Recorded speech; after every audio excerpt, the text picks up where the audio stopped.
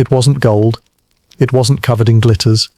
In fact, it looked like something you'd walk past in a museum without a second glance if you didn't know what you were looking at. The year was 1933. A British-led excavation team was working the ruins near the ancient city of Ur, in southern Iraq. The dig had been a slow affair. Pottery shards, broken cylinder seals, a few carved figurines, nothing to make headlines back in London. Then, while clearing a collapsed mud brick corridor, a young worker's trowel struck something that wasn't stone, wasn't clay, and didn't belong there. It was a staff, or at least a section of one. Just under a meter long, black and smooth like obsidian, carved with two serpents spiraling upward in perfect symmetry. They weren't the cartoonish snakes you see in some temple art. These were anatomically precise. Each scale etched in microscopic detail. The coils rose toward a missing headpiece, where an empty socket hinted something had once been inlaid. The design was unsettling.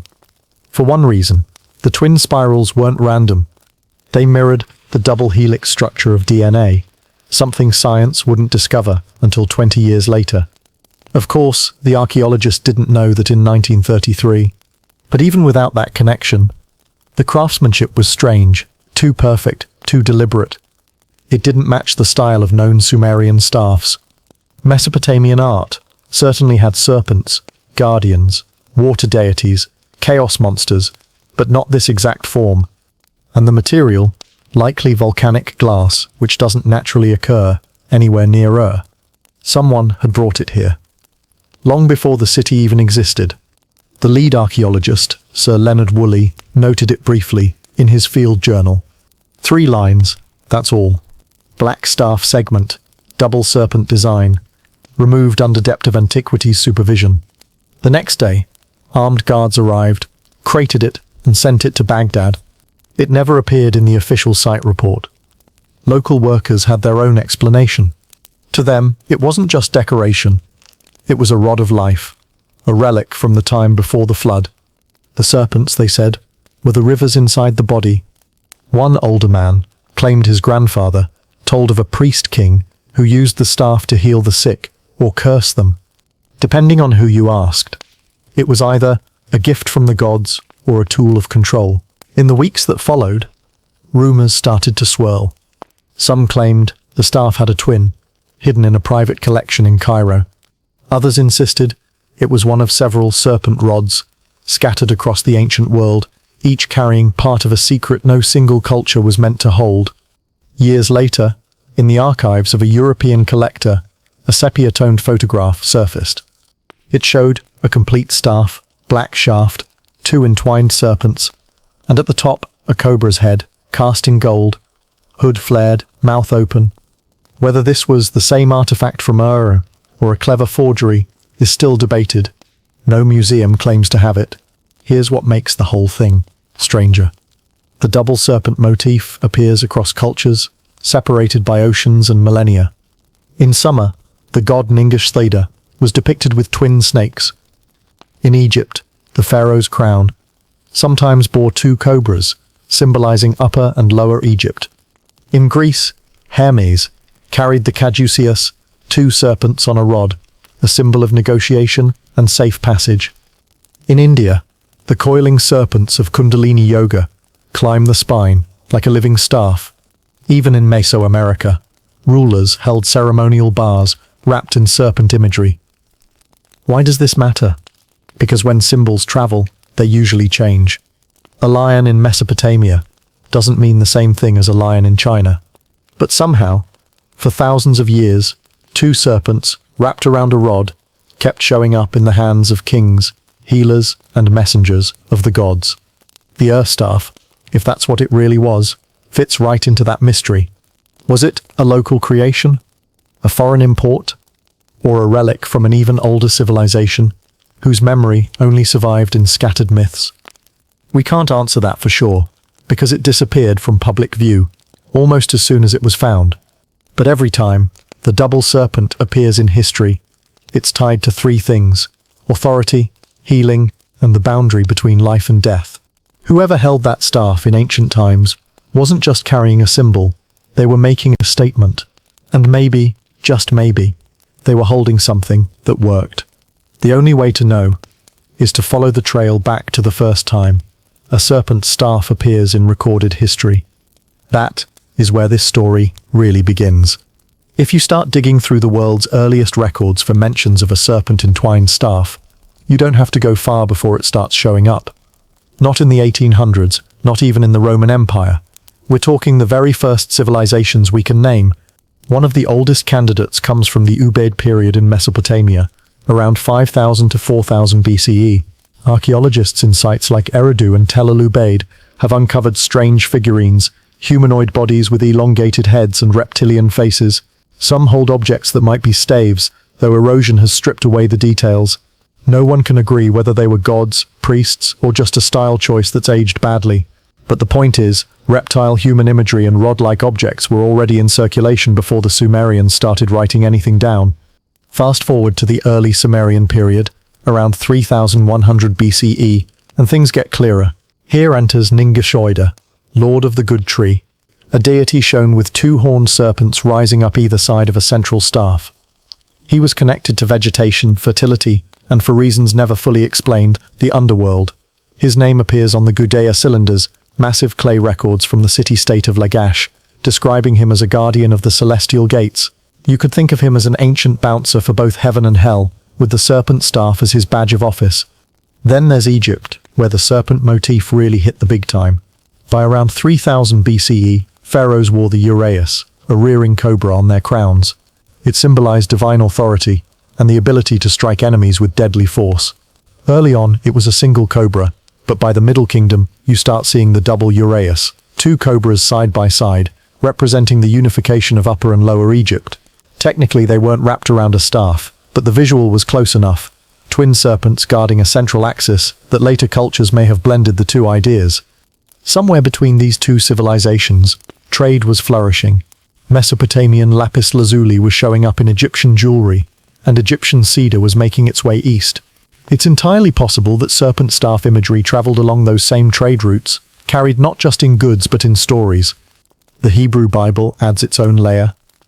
In Exodus, Moses throws down his staff before Pharaoh, and it becomes a serpent, a direct challenge to the Egyptian magicians who do the same. Later in Numbers 21, he makes a bronze serpent on a pole to heal the Israelites from snake bites. While the text doesn't say there were two serpents, later Jewish and Christian art sometimes shows it that way, perhaps influenced by the Greek caduceus or the Egyptian double uraeus. Speaking of the Greeks, by the time Hermes shows up with his caduceus, two snakes around a rod, wings on top, the symbol is fully formed. His staff was said to bring peace, guide souls to the underworld, and even wake the dead. Basically the ancient Swiss army knife of divine tools. The earliest depictions date to around 500 BCE, but by then the design had already traveled far from its Mesopotamian and Egyptian roots. India offers another parallel, though here the staff is the human spine. In yogic tradition, two energy channels, Ida and Pingala, coil up alongside the central channel, Sushumna, like two serpents climbing a staff. This is the basis of kundalini imagery, where awakening that coiled energy supposedly leads to spiritual enlightenment. Whether that idea traveled west or developed independently is still debated, but the structural similarity is hard to ignore. Even across the ocean, in Mesoamerica, serpent imagery linked to rulers and divine authority appears in Maya and Aztec art. Rulers are shown holding ceremonial bars or scepters entwined with serpentine forms. The distances make direct contact unlikely, but the recurrence of serpent plus central axis power is one of those patterns historians can't quite explain. The recurring problem in tracing the serpent staff's origin is that every culture adapted it for its own needs. In Mesopotamia, it was tied to gods of vegetation and the underworld. In Egypt, it was about political unity and divine protection. In Greece, it was commerce and safe passage. In India, it was spiritual awakening. The artifact, if authentic, doesn't fit neatly into any single category. It's older than the Greek version, more physically staff-like than Egypt's crowns, and more geographically plausible than Mesoamerican parallels. What makes it stranger is the precision of the carving, the use of imported material, and its appearance in a location that was already a hub of ancient trade. It's the kind of thing that suggests not a local invention, but an object already carrying symbolic weight when it arrived. And yet after its brief mention in the excavation notes, it was gone. No follow-up publication, No museum display, just a handful of rumors, a blurry photograph decades later, and a symbol that somehow appears in every corner of the ancient world. If the serpent staff truly predates recorded history, then its first appearance isn't in the records we've kept. It's in the stories we keep retelling, and those stories have a habit of making people want it badly enough to fight over it, which is exactly what happens next. By the time the first great city-states began rising from the Mesopotamian floodplains, the serpent-entwined staff had already moved from interesting carving to dangerous prize. The symbol carried too much weight, political, religious, and possibly supernatural, to stay in the hands of one person without attracting attention. One of the earliest stories tying a ruler directly to such a staff comes from the Akkadian Empire in the 23rd century BCE. Later chronicles, written centuries after the events, claim Sargon of Akkad received the rod of Ningasida as a gift, or perhaps as tribute from a priest-king of Uruk. Ningasida, the Mesopotamian god whose emblem featured twin serpents, was known as a gatekeeper of the underworld and a patron of vegetation. The rod was said to command the gates. No one can prove what that meant. It could have been literal gates to temple precincts, or it could have been a poetic way of saying the holder could control life, death, or the afterlife itself. Either way, a king with that kind of symbolism in his hand sent a very clear message. His power came not just from armies, but from the divine. Across the desert in Egypt, similar associations were developing. Pharaohs carried ceremonial staffs topped with cobra heads, or crowned with the double uraeus. In their worldview, this wasn't just regalia. It was an extension of Heka, the divine force that maintained cosmic order. Temple reliefs show high priests presenting these serpent staffs during rituals to rejuvenate the king, as if the serpents channeled energy directly into the ruler's body. Whether or not anyone believed the snakes themselves were doing the work, the image was unforgettable. Two living symbols of deadly power, perfectly obedient in the hands of one man. The Hebrew Bible adds another layer of drama. The scene in Exodus, where Moses throws down his staff before Pharaoh, and it becomes a serpent, reads almost like a duel. Moses' staff serpent versus the Egyptian magician's versions. Later, the bronze serpent on a pole, Nehushtan, heals snake-bitten Israelites. In both cases, the staff is more than a prop. It's a tool that proves authority in front of a hostile audience. So much so that centuries later, King Hezekiah ordered Nehushtan destroyed because it had become an object of worship. In other words, the staff symbolism had gotten too powerful, threatening the authority of the temple itself. By the time the Greeks took up the motif, the serpent staff had shifted into something more diplomatic. Hermes' caduceus, two serpents entwined around a rod, wings on top, was carried by messengers and heralds. Its presence meant safe passage, even through enemy territory. In practice, it was like the ancient world's most effective VIP pass. The symbolism was clear. If the snakes, eternal rivals in myth, could wrap themselves peacefully around one staff, then the bearer must have divine authority to mediate conflict.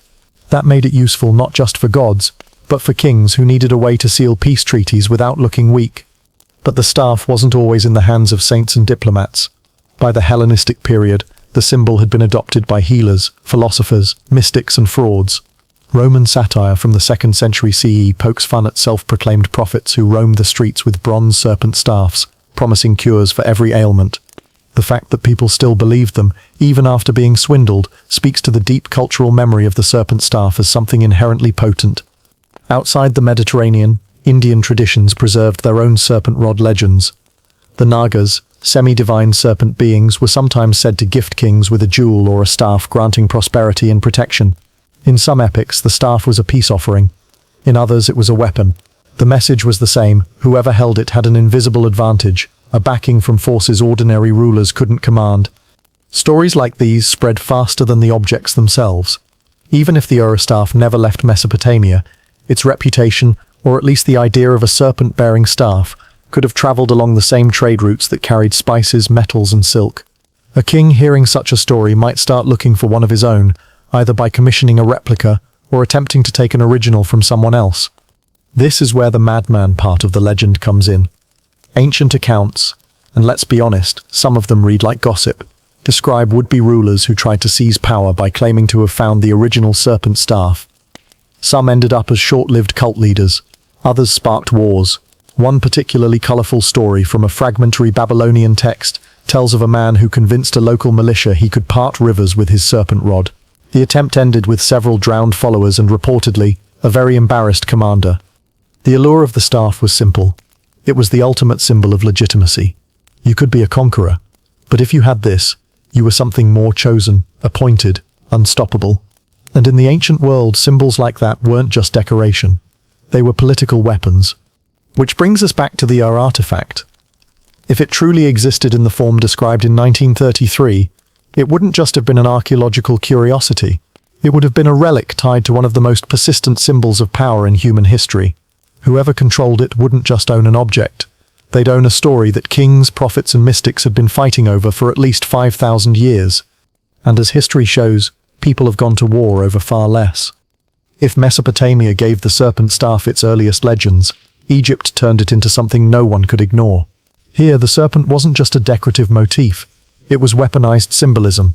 And unlike in Sumer, where the staff might pass between priests, kings, and gods in the stories, in Egypt the message was clear: this belongs to the pharaoh, and only the pharaoh. From the earliest dynasties, rulers wore the uraeus, a single rearing cobra on the front of their crown. It wasn't jewelry. The uraeus was a living representation of Wadjet, the cobra goddess of Lower Egypt, who spat fire at the king's enemies. In practice, this meant anyone seeing the pharaoh was also seeing the symbol of divine protection aimed directly at them. The cobra wasn't hiding, it was poised to strike. But Egypt was never content with half measures.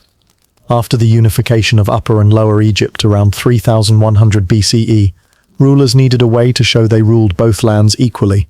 Enter the double uraeus, two cobras side by side, sometimes flanking a vulture, symbol of Nekhbet, goddess of Upper Egypt, mounted on the royal crown. Each cobra represented a different half of the kingdom, yet both obeyed the same master. Visually, it's almost impossible not to connect this to the twin serpents of Mesopotamian and later Greek designs, two equal forces winding upward in balance. Here's where it gets interesting. Some temple reliefs don't stop at the crown. In certain rituals, high priests are shown presenting ceremonial staffs topped with dual serpent heads to the king. These were not battlefield weapons but ritual tools, used in festivals meant to rejuvenate the pharaoh's life force and re-establish his connection to the gods. The priests weren't giving the king new power, they were confirming he already had it. And in Egypt, symbols were never just symbols. The belief in Heka, or magic, meant that a well-crafted ritual object was not simply representing power, it was a conduit for it. If the double serpent crown embodied divine protection, the double serpent staff could be seen as its mobile counterpart, something the pharaoh or his priests could carry into temples, processions, or even diplomatic meetings. The double uraeus also had a psychological advantage. In a world where literacy was rare, symbols were the universal language. A foreign envoy who didn't know a word of Egyptian could still understand the message of two rearing cobras aimed in his direction. This man has the backing of gods who will kill you without hesitation. Egyptian art doesn't show the double serpent staff as frequently as it shows the crown. But when it does appear, it's almost always in a sacred context: temple walls, tomb paintings, or ritual equipment lists. One surviving example, a ceremonial wand from the Middle Kingdom, features two cobras whose bodies curve along the shaft and meet at the top. The craftsmanship is meticulous, with individual scales carved in relief and inlays of precious stone for the eyes. It's tempting to draw a straight line from these objects to the staff allegedly found at Ur. But that's where things get murky. The Ur piece, if genuine, predates most Egyptian double serpent artifacts. This raises the possibility of shared influence, perhaps through early trade networks, or an even older source culture feeding both traditions. What we do know is that Egypt elevated the serpent symbol into high art and high politics. By embedding it into the most visible part of the ruler's attire, they ensured that every public appearance reinforced the same message. The pharaoh was divinely sanctioned, untouchable, and quite literally dangerous to cross. This visual power worked on multiple levels. For Egyptian citizens, it was a reminder of cosmic order, Maat, being upheld by the ruler. For enemies, it was a warning, and for later cultures, it was a template. Take a potent animal symbol, attach it to a central rod or crown, and you've got an instant emblem of authority. The double uraeus wasn't just about protection, it was about unity. Two serpents, two lands, one crown, one ruler. The imagery resonated so strongly that it outlived the pharaohs themselves, carried forward in Greek, Roman, and even medieval art. And in that sense, Egypt didn't just preserve the serpent staff idea, it made it immortal. But as with all powerful symbols, the more public it became, the more others wanted to copy it or steal its thunder. Which brings us to the first great clash between serpent staff traditions, when a foreigner walked into Egypt carrying a serpent of his own, and the court was forced to decide whose snake had more bite. If Egypt perfected the image of the serpent as royal authority, the Hebrew Bible gave it one of its most famous challenges. This wasn't a polite exchange of gifts between cultures. This was a showdown, and the staff was at the center of it. The story begins in Exodus 7. Moses and his brother Aaron are sent by God to confront Pharaoh and demand the release of the Israelites. To prove their authority, Aaron throws down his staff and it becomes a serpent. Not to be outdone, Pharaoh calls in his court magicians, who throw down their staffs and theirs also become serpents. So far it's a tie, but then Aaron's serpent swallows all the others. No long speech, no drawn-out fight, just a clean symbolic win. For the audience of the time, this was more than a magic trick. It was a direct challenge to Egypt's most sacred symbol. The pharaoh's own crown carried the uraeus cobra. His magicians were trained to invoke serpent imagery in rituals. For a foreigner to walk in, perform their symbol better than they could, and walk out was an open declaration, your gods are not in charge here. The serpent motif doesn't end there. In Numbers 21, during the Israelites' journey through the desert, they are plagued by venomous snakes. God tells Moses to make a bronze serpent, set it on a pole, and anyone who looks at it will be healed. This object, called Nehushtan in later references, is essentially a serpent staff. It's the same structure, a central rod, a coiled serpent, and a claimed connection to divine power. Archaeologically, we can't confirm the existence of Nehushtan, but we do have parallels. In the Levant and surrounding regions, bronze serpents mounted on poles have been found in shrines dating to the Late Bronze and Early Iron Age. These were likely used in fertility or healing rituals, suggesting that the concept of the serpent on a pole was already circulating before the biblical writers recorded it. What's interesting is how the biblical narrative treats it over time. In 2 Kings 18:4, centuries after Moses, King Hezekiah orders Nehushtan destroyed because the Israelites had begun burning incense to it, treating it as an idol. This detail tells us two things. First, that the serpent staff symbol had enduring influence, and second, that its power, or the belief in its power, could threaten religious authority even within the same culture. From a symbolic standpoint, the Exodus duel and the bronze serpent episode are two sides of the same coin. In the first, the staff serpent is about dominance, proving who has the higher authority. In the second, it's about healing, channeling power to save rather than to defeat. Both fit into the larger serpent staff tradition we've been tracing. The object is a bridge between human and divine, capable of both harm and restoration depending on who wields it. It's also worth noting that in the biblical context, the serpent is a complicated symbol. In Genesis, it's the tempter. In Numbers, it's the healer. In Exodus, it's the proof of divine commission. In Hezekiah's reform, it's an idol to be destroyed. This ambiguity mirrors what we see in other cultures. The serpent is never just one thing. It's wisdom and danger, life and death, authority and rebellion, all coiled into one image. Historically, the Moses narrative is set during Egypt's New Kingdom period, though the exact dating is debated. If the confrontation with Pharaoh reflects a real cultural exchange, it would have been during a time when Egypt was at the height of its power, and deeply invested in the symbolism of the Urig. That makes the biblical staff duel not just a miracle story, but a political statement. Israel's God could match and beat the greatest empire's sacred emblem. Whether or not the events happened as written, the image of the staff-serpent duel has endured for millennia. Artists from medieval manuscript illustrators to modern filmmakers have seized on the drama of two staffs hitting the ground, snakes writhing, and one emerging victorious. It's the kind of scene that needs no translation. Anyone can watch it and understand who just won. And in the long history of the serpent staff, this episode marks an important shift. No longer is the symbol locked to one culture's gods or kings. Now it's in the public arena, a weapon in symbolic contests between rival worldviews. The object has become portable in more ways than one, not just physically, but ideologically. That portability ensured it would keep showing up in new hands, in new lands, with new meanings. And one of the most surprising places it would reappear wasn't in the Middle East or Egypt at all. It was in the temples and myths of Greece, where the serpents wrapped around a staff became a universal shorthand for peace, commerce, and divine mediation. By the time the Greeks took the stage of history, the serpent-entwined staff had already spent thousands of years as a symbol of kingship, divine authority, and supernatural power. But in Greece, it changed jobs. Here, the staff wasn't about ruling empires or striking enemies with divine fire. It was about making deals, carrying messages, and on more than one occasion cheating death. The staff in question is the caduceus, carried by Hermes, messenger of the gods, patron of merchants, and the kind of character who could probably sell you your own sandals and make you thank him for it. In the earliest Greek art, around the 6th century BCE, Hermes's staff was just a rod. The serpents came later, but the story of how they got there says a lot about how the Greeks thought about symbols. One myth claims Hermes once found two snakes locked in combat. Instead of killing them, he touched them with his staff, and they coiled around it peacefully. In other words, the caduceus didn't just symbolize authority, it symbolized the ability to bring order to chaos, to make rivals coexist without one destroying the other. In a world of constant wars between city-states, this was no small power. The two serpents spiraling upward became the standard design, often topped with wings, a nod to Hermes's role as a swift messenger. In Greek society, the caduceus marked its bearer as untouchable in matters of travel and diplomacy. Heralds carrying it could cross enemy lines without harm, at least in theory. Violating that immunity wasn't just bad manners, it was considered an offense against the gods. But Hermes wasn't all treaties and peace talks. He was also a trickster, and in some stories he used the caduceus for less than diplomatic purposes. In one legend, he uses it to guide the dead to the underworld, a role that sounds noble until you realize it also meant he could bring someone back if he felt like bending the rules.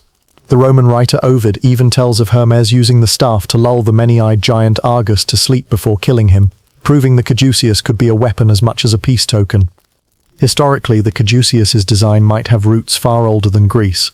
The twin serpent imagery lines up closely with Mesopotamian depictions of Ningisida's emblem and Egyptian double uraeus designs. Some scholars think Greek traders picked up the motif from contact with the Near East during the Orientalizing period, 8th-7th century BCE, when Greek art was absorbing influences from Egypt, Phoenicia, and Assyria. There's also a more functional theory. The intertwined serpents could be a stylized depiction of a common ancient ritual, entwining two live snakes around a staff for symbolic or healing purposes. Serpents were associated with renewal because they shed their skin, and the idea of two opposing forces balanced on a central axis was a visual metaphor that resonated across cultures. What's particularly interesting about the Greek version is how it coexisted and was often confused with the rod of Asclepius, the single serpent staff of the god of medicine. Today, the caduceus is mistakenly used as a medical symbol in many places, especially in the US, but in antiquity, the distinction was clear. Asclepius's rod was about healing, Hermes's caduceus was about mediation, travel, and communication. The two symbols probably got tangled in the modern mind because both involve serpents and staffs, and because Hermes, like any good trickster, didn't mind borrowing credibility when it suited him. Beyond its practical diplomatic role, the caduceus also carried a kind of esoteric weight in Greek and later Roman thought. The two serpents were sometimes interpreted as representing dualities, life and death, good and evil, body and spirit. The central staff was the axis that held these opposites in harmony. Philosophers and mystery schools picked up on this imagery, connecting it to cosmic balance and even to the movement of the stars.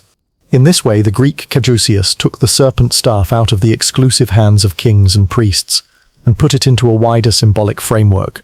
You didn't have to be a ruler to understand it. Anyone who'd ever been caught between two sides and found a way to keep them from killing each other could appreciate its meaning. But as the Greek world expanded into the Roman Empire, the caduceus traveled with it, not just as a symbol of diplomacy, but as a piece of portable mythology. Roman merchants, envoys, and even military officers adopted it.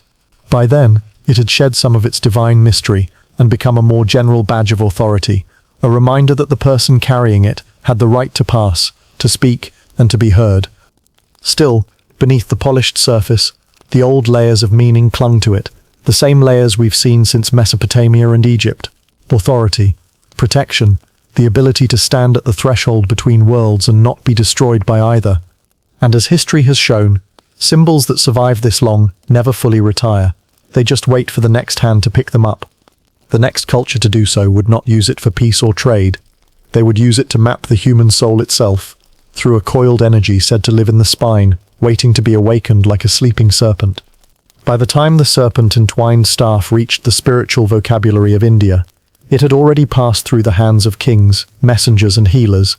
But here, the staff changed form entirely. It was no longer something you could hold, it became something you were.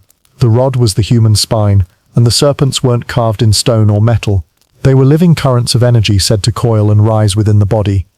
This is the concept of kundalini, found in yogic traditions, tantra, and various schools of Hindu and Buddhist thought. The word itself comes from the Sanskrit kundal, meaning coiled, a reference to the way this latent energy is described as a serpent sleeping at the base of the spine. While the image is metaphorical, the parallels to the serpent staff are striking.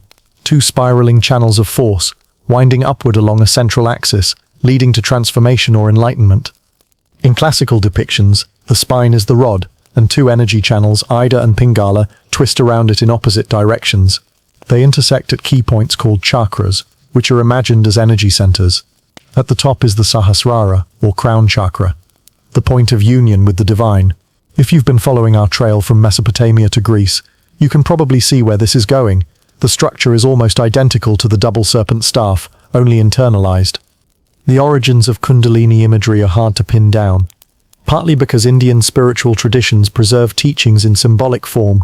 The earliest explicit references come from Upanishadic texts dated roughly between 800 and 500 BCE, which speak of a subtle channel within the body carrying life force. Later yogic texts like the Hatha Yoga Pradipika 15th century CE give more detailed instructions for awakening kundalini, often involving breath control, meditation, and visualization techniques. But the serpent itself as a symbol of energy and wisdom appears in India much earlier.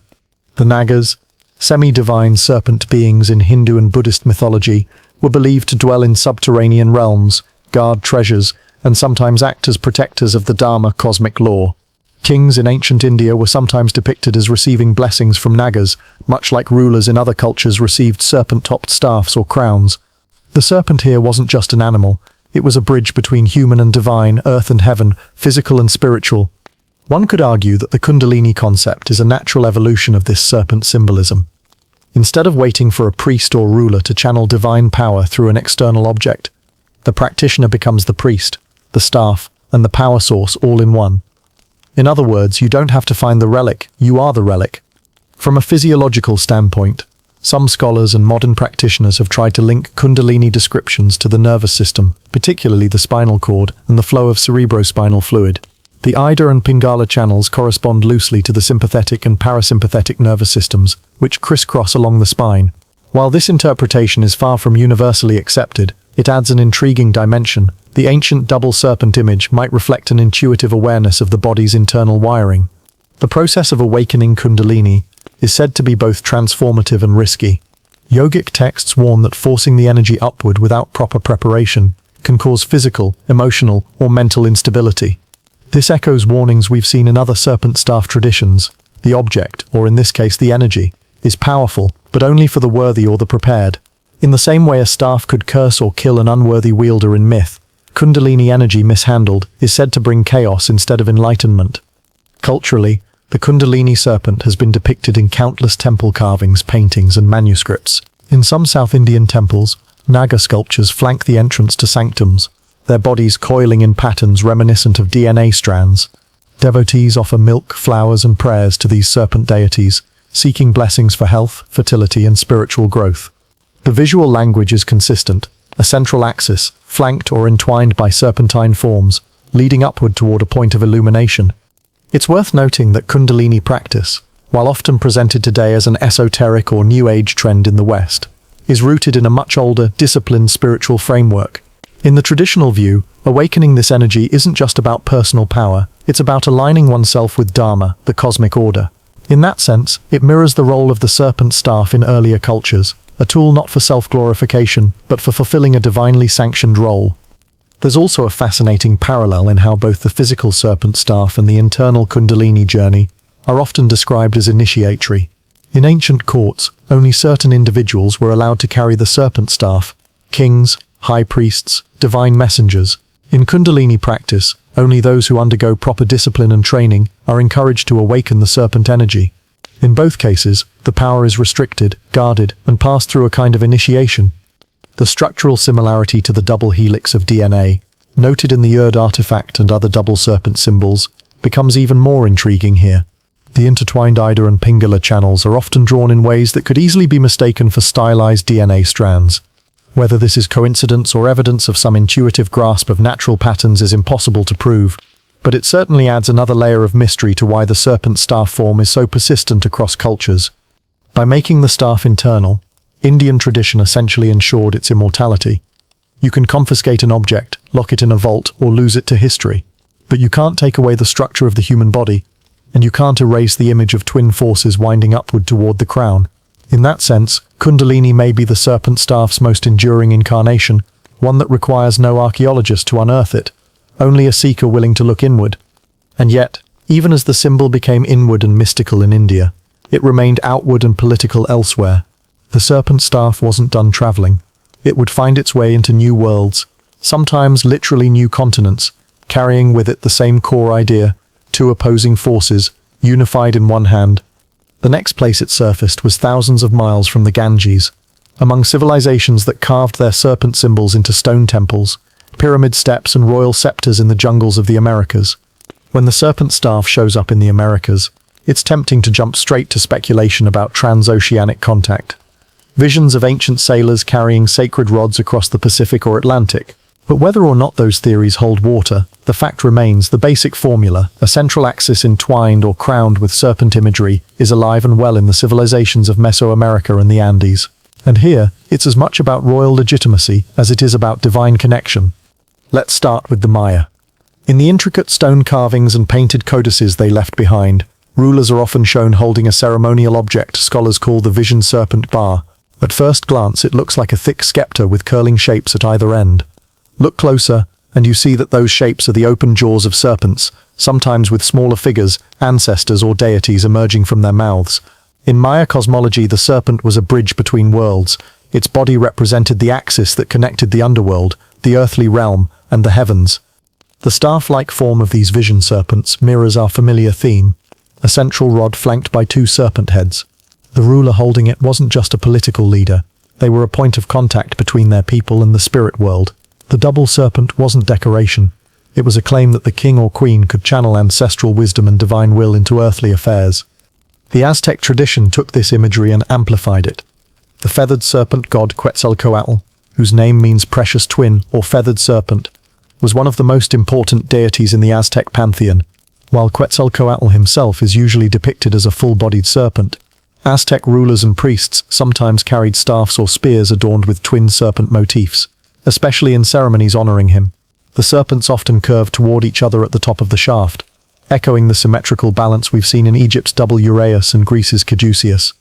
Quetzalcoatl's association with wisdom, creation, and the calendar made the serpent staff in his honor more than a symbol of political might. It was a tool of cosmic alignment.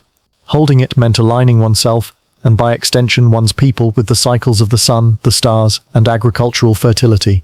It was both a badge of rulership and a ceremonial instrument for maintaining balance between human society and the natural world. Further south in the Inca Empire, serpent imagery also wove its way into symbols of authority.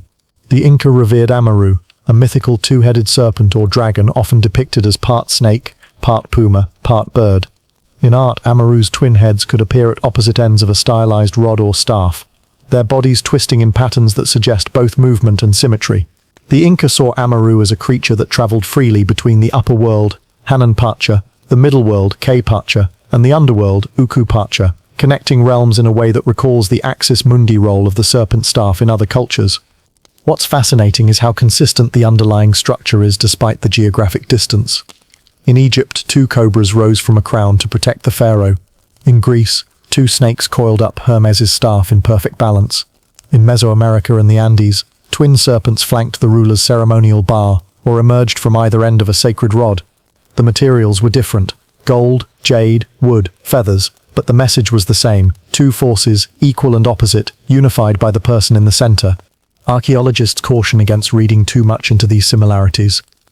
It's entirely possible the serpent staff form arose independently in different places. Simply because serpents are such powerful universal symbols, they shed their skin, making them natural metaphors for renewal. They strike with precision, embodying power and danger, and in many cultures they're associated with water, rivers, rain, fertility, all of which are life-giving forces that rulers wanted to claim as their own. That said, the similarities go beyond form. The way these cultures use the serpent staff also overlaps. In Mesoamerica, the vision serpent staff was brought out during major state rituals, coronations, treaty signings, war declarations. In the Andes, serpent-topped staffs appear in depictions of processions, possibly linked to agricultural festivals or solar ceremonies. In both regions, the object wasn't for everyday use. It was ceremonial, reserved for moments when the ruler needed to be seen as the embodiment of cosmic order. There are even myths in the Americas that echo the danger to the unworthy theme we've seen in the Old World. Among some Maya traditions, mishandling a vision serpent staff, or using it without the proper lineage or ritual, could result in spiritual blindness, illness, or political disaster. The staff wasn't just a prop. It was a live channel, and breaking the protocol was like sticking a fork in a lightning socket. We should also remember that these serpent staffs weren't static museum pieces. They were performance objects. In ceremonies, priests or rulers could tilt them, raise them to the sky, or point them toward the ground to symbolically open channels between worlds. Sometimes, as with the Maya vision serpent, smoke from burning incense would rise through the carved serpent heads, creating the illusion that the creatures were breathing or speaking. In a world without CGI, that's about as close as you could get to summoning the gods in real time. Whether these traditions in the Americas share a common ancestor with the serpent staffs of Mesopotamia, Egypt, and Greece is still an open question. What's undeniable is that the core idea survived and thrived here. A central axis of authority, flanked by twin serpents representing forces that the ruler alone could unify and command. And in some cases, these staffs weren't just symbolic. Chronicles from the early Spanish encounters with the Aztecs and Incas mention ceremonial weapons, spears, clubs, and even war standards that carried serpent designs. Whether or not they carried supernatural power, they were certainly meant to intimidate. After all, if your opponent walks into battle holding the same image you've been taught since childhood to associate with divine authority, it's going to do something to your confidence. By the time Europeans arrived, the serpent staff in the Americas was deeply entrenched in royal identity and sacred ritual. But the conquest shattered these traditions, or at least drove them underground. Many of the staffs were destroyed, melted down for gold, or carried off as curiosities to European collections. Yet the symbol itself, like the serpent it portrays, has a way of shedding its skin and surviving. The next time it re-emerged, it wouldn't be in the hands of a king or a priest, but in the minds of scientists who would discover that the double helix pattern carved into some of the world's oldest staffs was also hiding inside every living thing on Earth. For thousands of years, the serpent-entwined staff lived in the realm of myth, ritual, and royal propaganda. Then, in 1953, science caught up with a revelation that made some historians and symbolists look twice. The structure of DNA, the molecule carrying the genetic blueprint of all life, was a double helix, two strands spiraling around a central axis, connected by rungs like a ladder, twisted into infinity. To the average scientist, this was purely a biochemical discovery. James Watson and Francis Crick, working at the Cavendish Laboratory in Cambridge, announced that they had cracked the secret of life, building on critical X-ray diffraction images from Rosalind Franklin and Maurice Wilkins. The world celebrated the breakthrough for what it was, a key to understanding heredity, disease, and the mechanics of life itself. But to anyone familiar with the world's ancient symbols, the visual was déjà vu. The double helix looked eerily like something carved on staves, crowns, and temple walls for millennia. Two serpents coiling up a rod. Now it's important to say up front, there is no evidence that any ancient culture knew about DNA in the modern molecular sense. The serpent staffs of Mesopotamia, Egypt, Greece, India, and Mesoamerica weren't blueprints for nucleotides, and ancient priests weren't sequencing genomes. But the resemblance is striking enough that it has sparked decades of debate about whether ancient symbols reflect an intuitive awareness of natural patterns later confirmed by science. Think about it. The double helix is one of the most efficient structural forms in nature. It's stable, compact, and self-replicating. The same spiral geometry appears in shells, galaxies, and whirlpools. Ancient artisans didn't need microscopes to see spirals in plants, animals, and weather patterns, and they may have used the motif as a visual shorthand for life force, renewal, or the interplay of complementary forces. In that light, the serpent-entwined staff could be seen not as a literal model of DNA, but as a symbolic recognition of the same principles: duality, balance, and the transmission of life. Serpents, with their ability to shed skin, already represented regeneration. A staff, straight and central, evoked stability and structure. Combine them, and you have a visual metaphor for a stable channel through which life renews itself. The 20th century discovery of DNA gave this ancient form a new layer of meaning, and for some a reason to revisit old artifacts with fresh eyes. In the years after the double helix announcement, a few fringe researchers began re-examining objects like the Ur staff described in 1933. The serpents on it were not stylized in loose curves, but wrapped in a perfect, evenly spaced spiral, a pattern mathematically consistent with the geometry of a helix.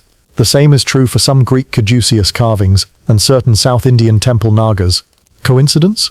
Possibly, but the visual match is hard to ignore. This idea gained traction outside academia as well. By the 1970s and 80s, alternative history authors began suggesting that the serpent staff was an ancient memory of genetic manipulation, an inheritance from lost civilizations or even extraterrestrial contact.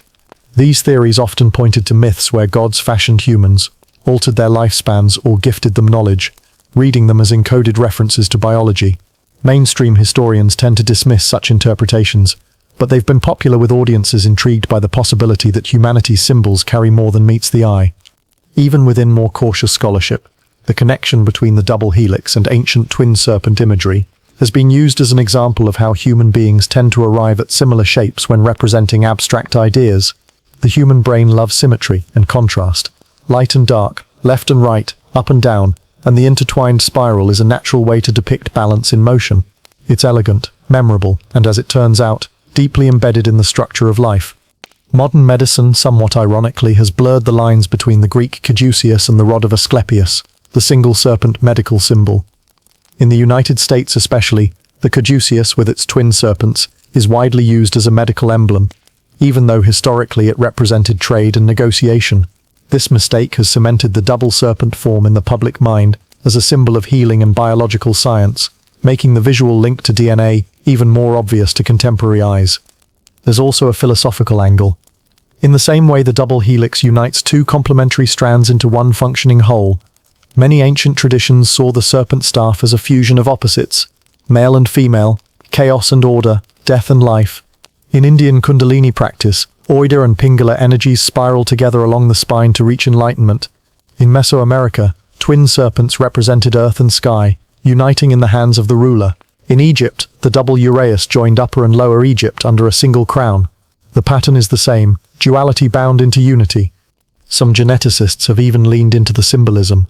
Visualizations of DNA for public outreach often feature stylized serpents or rods, consciously or not echoing the ancient form. The parallel has inspired everything from jewelry to corporate logos to modern ceremonial staffs for scientific institutions. It seems that once you've seen the link between the double helix and the serpent staff, it's hard to unsee it. Of course, there's a danger in pushing the connection too far. Ancient cultures were working with symbolic languages tied to their own cosmologies, not peering through electron microscopes. But symbols have a way of surviving because they resonate with something fundamental, whether that's a universal pattern in nature or a shared way the human mind organizes meaning. And so, in the 20th century, the serpent staff found itself in an unexpected role, not in the hands of priests or kings, but as a visual echo in the laboratories mapping the code of life. The same spiraling form that once adorned crowns, temple walls, and sacred rods was now turning up in biology textbooks. For the first time in thousands of years, the ancient symbol and the scientific reality were speaking the same visual language. And while that didn't solve the mystery of where the symbol came from, it reminded us that the shapes we carve into our myths may be closer to the shapes of the universe than we think. The question, of course, is whether this connection is just coincidence, or if the ancients knew something we've only recently rediscovered. And that question leads directly into the next chapter of the serpent staff's history, the modern hunts for the real artifact, and the shadowy attempts to control it. The find of 1933 might have disappeared quietly into an archive, but history suggests such objects rarely stay forgotten. The serpent staff, whether in its Mesopotamian form, Egyptian crown, or Greek caduceus, has always attracted more than academic curiosity. It's been an object of desire for rulers, priests, and, in more recent times, organizations whose names rarely appear in textbooks. In the mid-20th century, during the same decades the double helix was making headlines, scattered rumors began to surface among archaeologists and collectors. The staff found in Iraq was not destroyed or lost, it had been claimed. By whom was never made explicit, but the stories often pointed to a European society with Masonic connections, or a group within the Vatican archives. It's hard to prove such claims, but they fit a long-standing pattern. Rare symbols with deep cross-cultural roots tend to end up in private collections, away from public scrutiny. The idea of keepers of such artifacts isn't new. In medieval Europe, various knightly and monastic orders claimed to guard relics from the Holy Land. Some of these were likely genuine fragments of the true cross, supposed holy grails, while others were symbolic objects used to rally followers. The serpent staff, with its associations of divine authority and life force, would have been a prime candidate for such guardianship if it ever entered European hands. The link between secret orders and serpent symbolism is more than speculative. In Renaissance art commissioned by esoteric societies, twin serpents often appear in architectural motifs, floor mosaics, and manuscript margins. These were not casual design choices, they were signals. The imagery acted as a visual handshake between initiates, marking buildings, documents, and artifacts as part of a shared symbolic heritage. Then there's the Nazi connection. During World War II, the Ahnenerbe, Heinrich Himmler's archaeological and anthropological think tank, conducted expeditions across Europe, North Africa, and Asia in search of relics tied to Aryan heritage and supposed ancient knowledge. While most of their efforts focused on items like the Spear of Destiny or runic artifacts, declassified Allied intelligence reports mention a Mesopotamian rod of black stone sought by German agents in the Middle East. Whether this was the staff or another object entirely is unclear, but the description is eerily similar. Post-war, the trail of such objects often runs through the black market in antiquities. Dealers in Beirut, Cairo, and Istanbul have told stories, usually over too many cups of coffee, about staffs of carved stone changing hands for sums that could buy a small estate. In most cases, the buyers were collectors who preferred not to be named. Sometimes the sale would end with a whispered warning: "It's not for display, it's for use." The use in question is where the lines between history, myth, and conspiracy blur. To some, the staff is simply an unparalleled work of ancient craftsmanship. To others, it's a key, a ritual tool meant to channel or focus some form of energy. Fringe theorists, pointing to the parallels with DNA and kundalini, argue it could have been part of a lost technology, perhaps in healing or even altering human consciousness. Mainstream archaeology dismisses such claims, but the secrecy around certain high-profile finds hasn't helped the skepticism stick. One of the more persistent threads in these modern legends involves the Vatican. The Apostolic Archive, often mistakenly called the Vatican Secret Archives, is known to house millions of documents and objects not accessible to the public. Former archivists have hinted that some collections include pre-Christian artifacts of exceptional symbolic importance. Whether that includes a serpent staff is unknown, but in 1978, an Italian journalist claimed to have seen a rod of black stone carved with two intertwined serpents in a private Vatican display. His account, published in a fringe magazine, was swiftly dismissed by church officials, but it continues to be cited in esoteric circles. Then there's the Freemason angle. Masonic symbolism is full of pillars, winding staircases, and paired motifs representing balance, all of which resonate with the twin serpent imagery. Some Masonic tracing boards from the 18th century feature intertwined serpents around a central column, with notes referring to the staff of ancient craft. Whether these were direct references to an actual object or purely symbolic teaching aids remains a mystery. What makes these modern hunts compelling is that they rarely end with a definitive "found it." More often, they end with a change in the story. The staff is moved, hidden again, or reinterpreted as something else entirely. In one case from the early 2000s, a photograph circulated online purporting to show the staff in a Swiss bank vault. The image was low resolution, heavily shadowed, and impossible to verify. Within weeks it had disappeared from the internet. Why the secrecy? If the staff is just an archaeological artifact, there would be immense prestige and funding in displaying it. If it's more than that, secrecy serves two purposes: controlling who can use it, and controlling the story that surrounds it. In the modern world, information is power, and so is the ability to shape myths. Whether hidden in a vault, a church basement, or the collection of an eccentric billionaire, the serpent staff's journey into modernity mirrors its ancient history, always in the possession of someone who claims the right to hold it, always just out of reach for everyone else. But not all modern encounters happen in shadows. A few archaeologists, often working in politically unstable regions, have stumbled on artifacts with serpent-entwined designs. Not full staffs, but fragments, and these finds have a way of reigniting the hunt. Because if even a fragment surfaces publicly, it hints that the original, whatever it was, might still be out there. And if it is, someone is still guarding it. If history tells us where the serpent staff has been, prophecy claims to know where it's going. Across multiple cultures, some separated by oceans and millennia, there are whispers that such an object isn't gone for good. It's waiting, and when it returns, it will arrive at a moment of great upheaval. In ancient Mesopotamia, The cult of Ningasida preserved hymns that speak of the rod that sleeps beneath the earth until the appointed day. The language is poetic, but the image is clear: a sacred staff, buried or hidden, meant to rise again when the gates are threatened. To the Sumerians, gates meant more than doorways, they were thresholds between worlds. The staff's reappearance would signal a crossing, a shift in cosmic order. Egyptian prophecy, preserved in later Coptic writings, sometimes wove the double uraeus into end-time visions. One fragment describes the two serpents rising as one upon the crown of the new king, whose rule will be over the two lands and the land beyond the horizon. The land beyond the horizon is a phrase Egyptologists usually interpret as a spiritual realm, but in the hands of mystics it has been read as a literal foreign land, even another world. In the Hebrew tradition, the bronze serpent of Moses, Nehushtan, was destroyed by King Hezekiah, but rabbinic commentary sometimes imagines its return in the Messianic age. In these writings, the serpent on a rod will again heal the people, but this time it will cure not just physical illness but the sickness of the heart, restoring unity where there is division. The visual echo of the serpent staff is hard to miss. Greek and Roman esoteric schools were not immune to the theme. Hermetic writings, blending Greek philosophy with Egyptian mysticism, occasionally refer to a wand of Hermes that will awaken in the last age to reconcile the two great serpents of heaven and earth.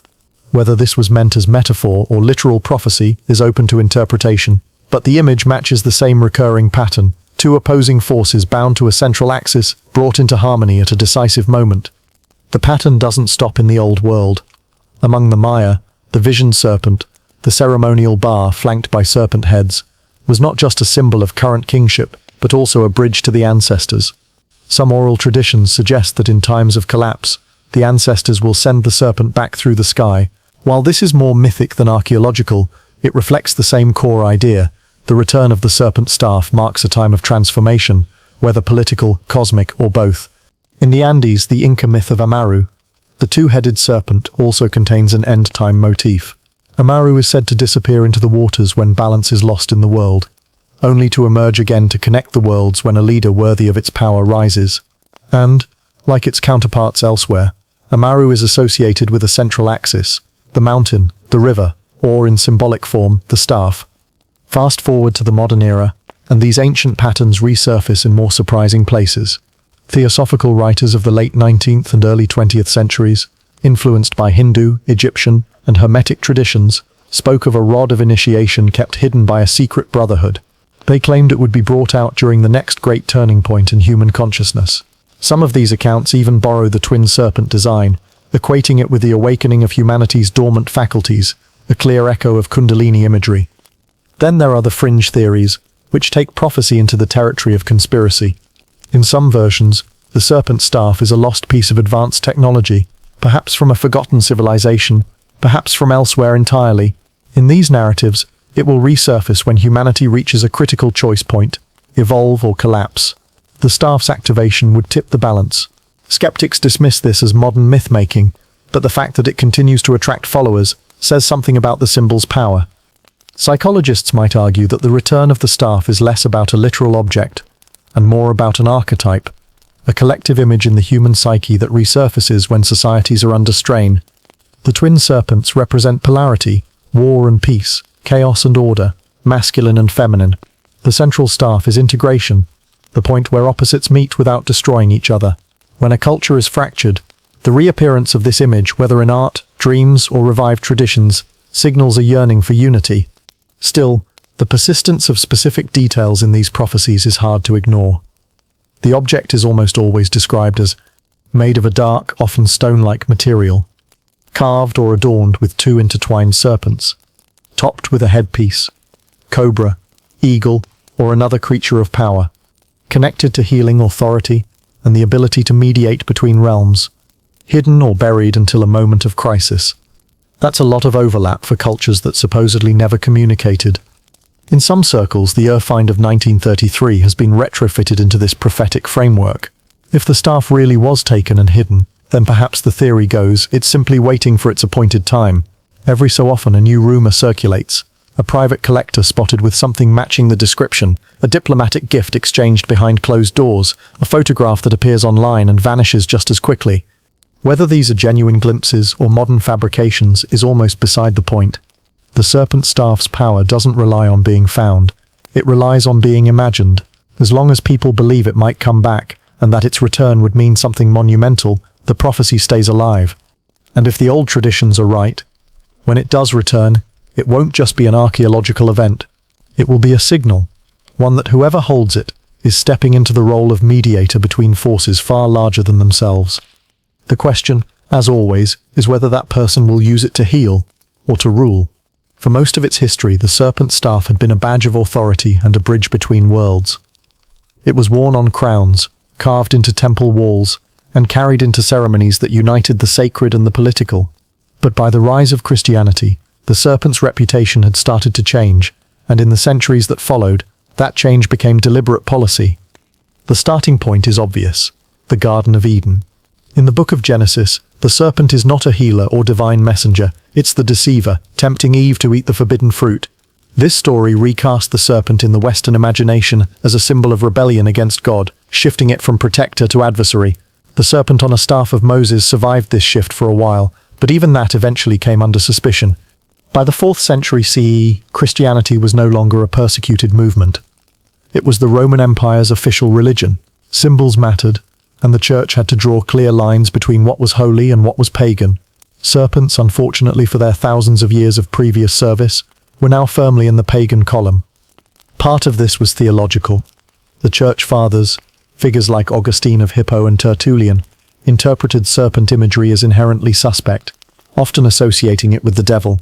In their writings, serpents became shorthand for heresy, deception, and forbidden knowledge.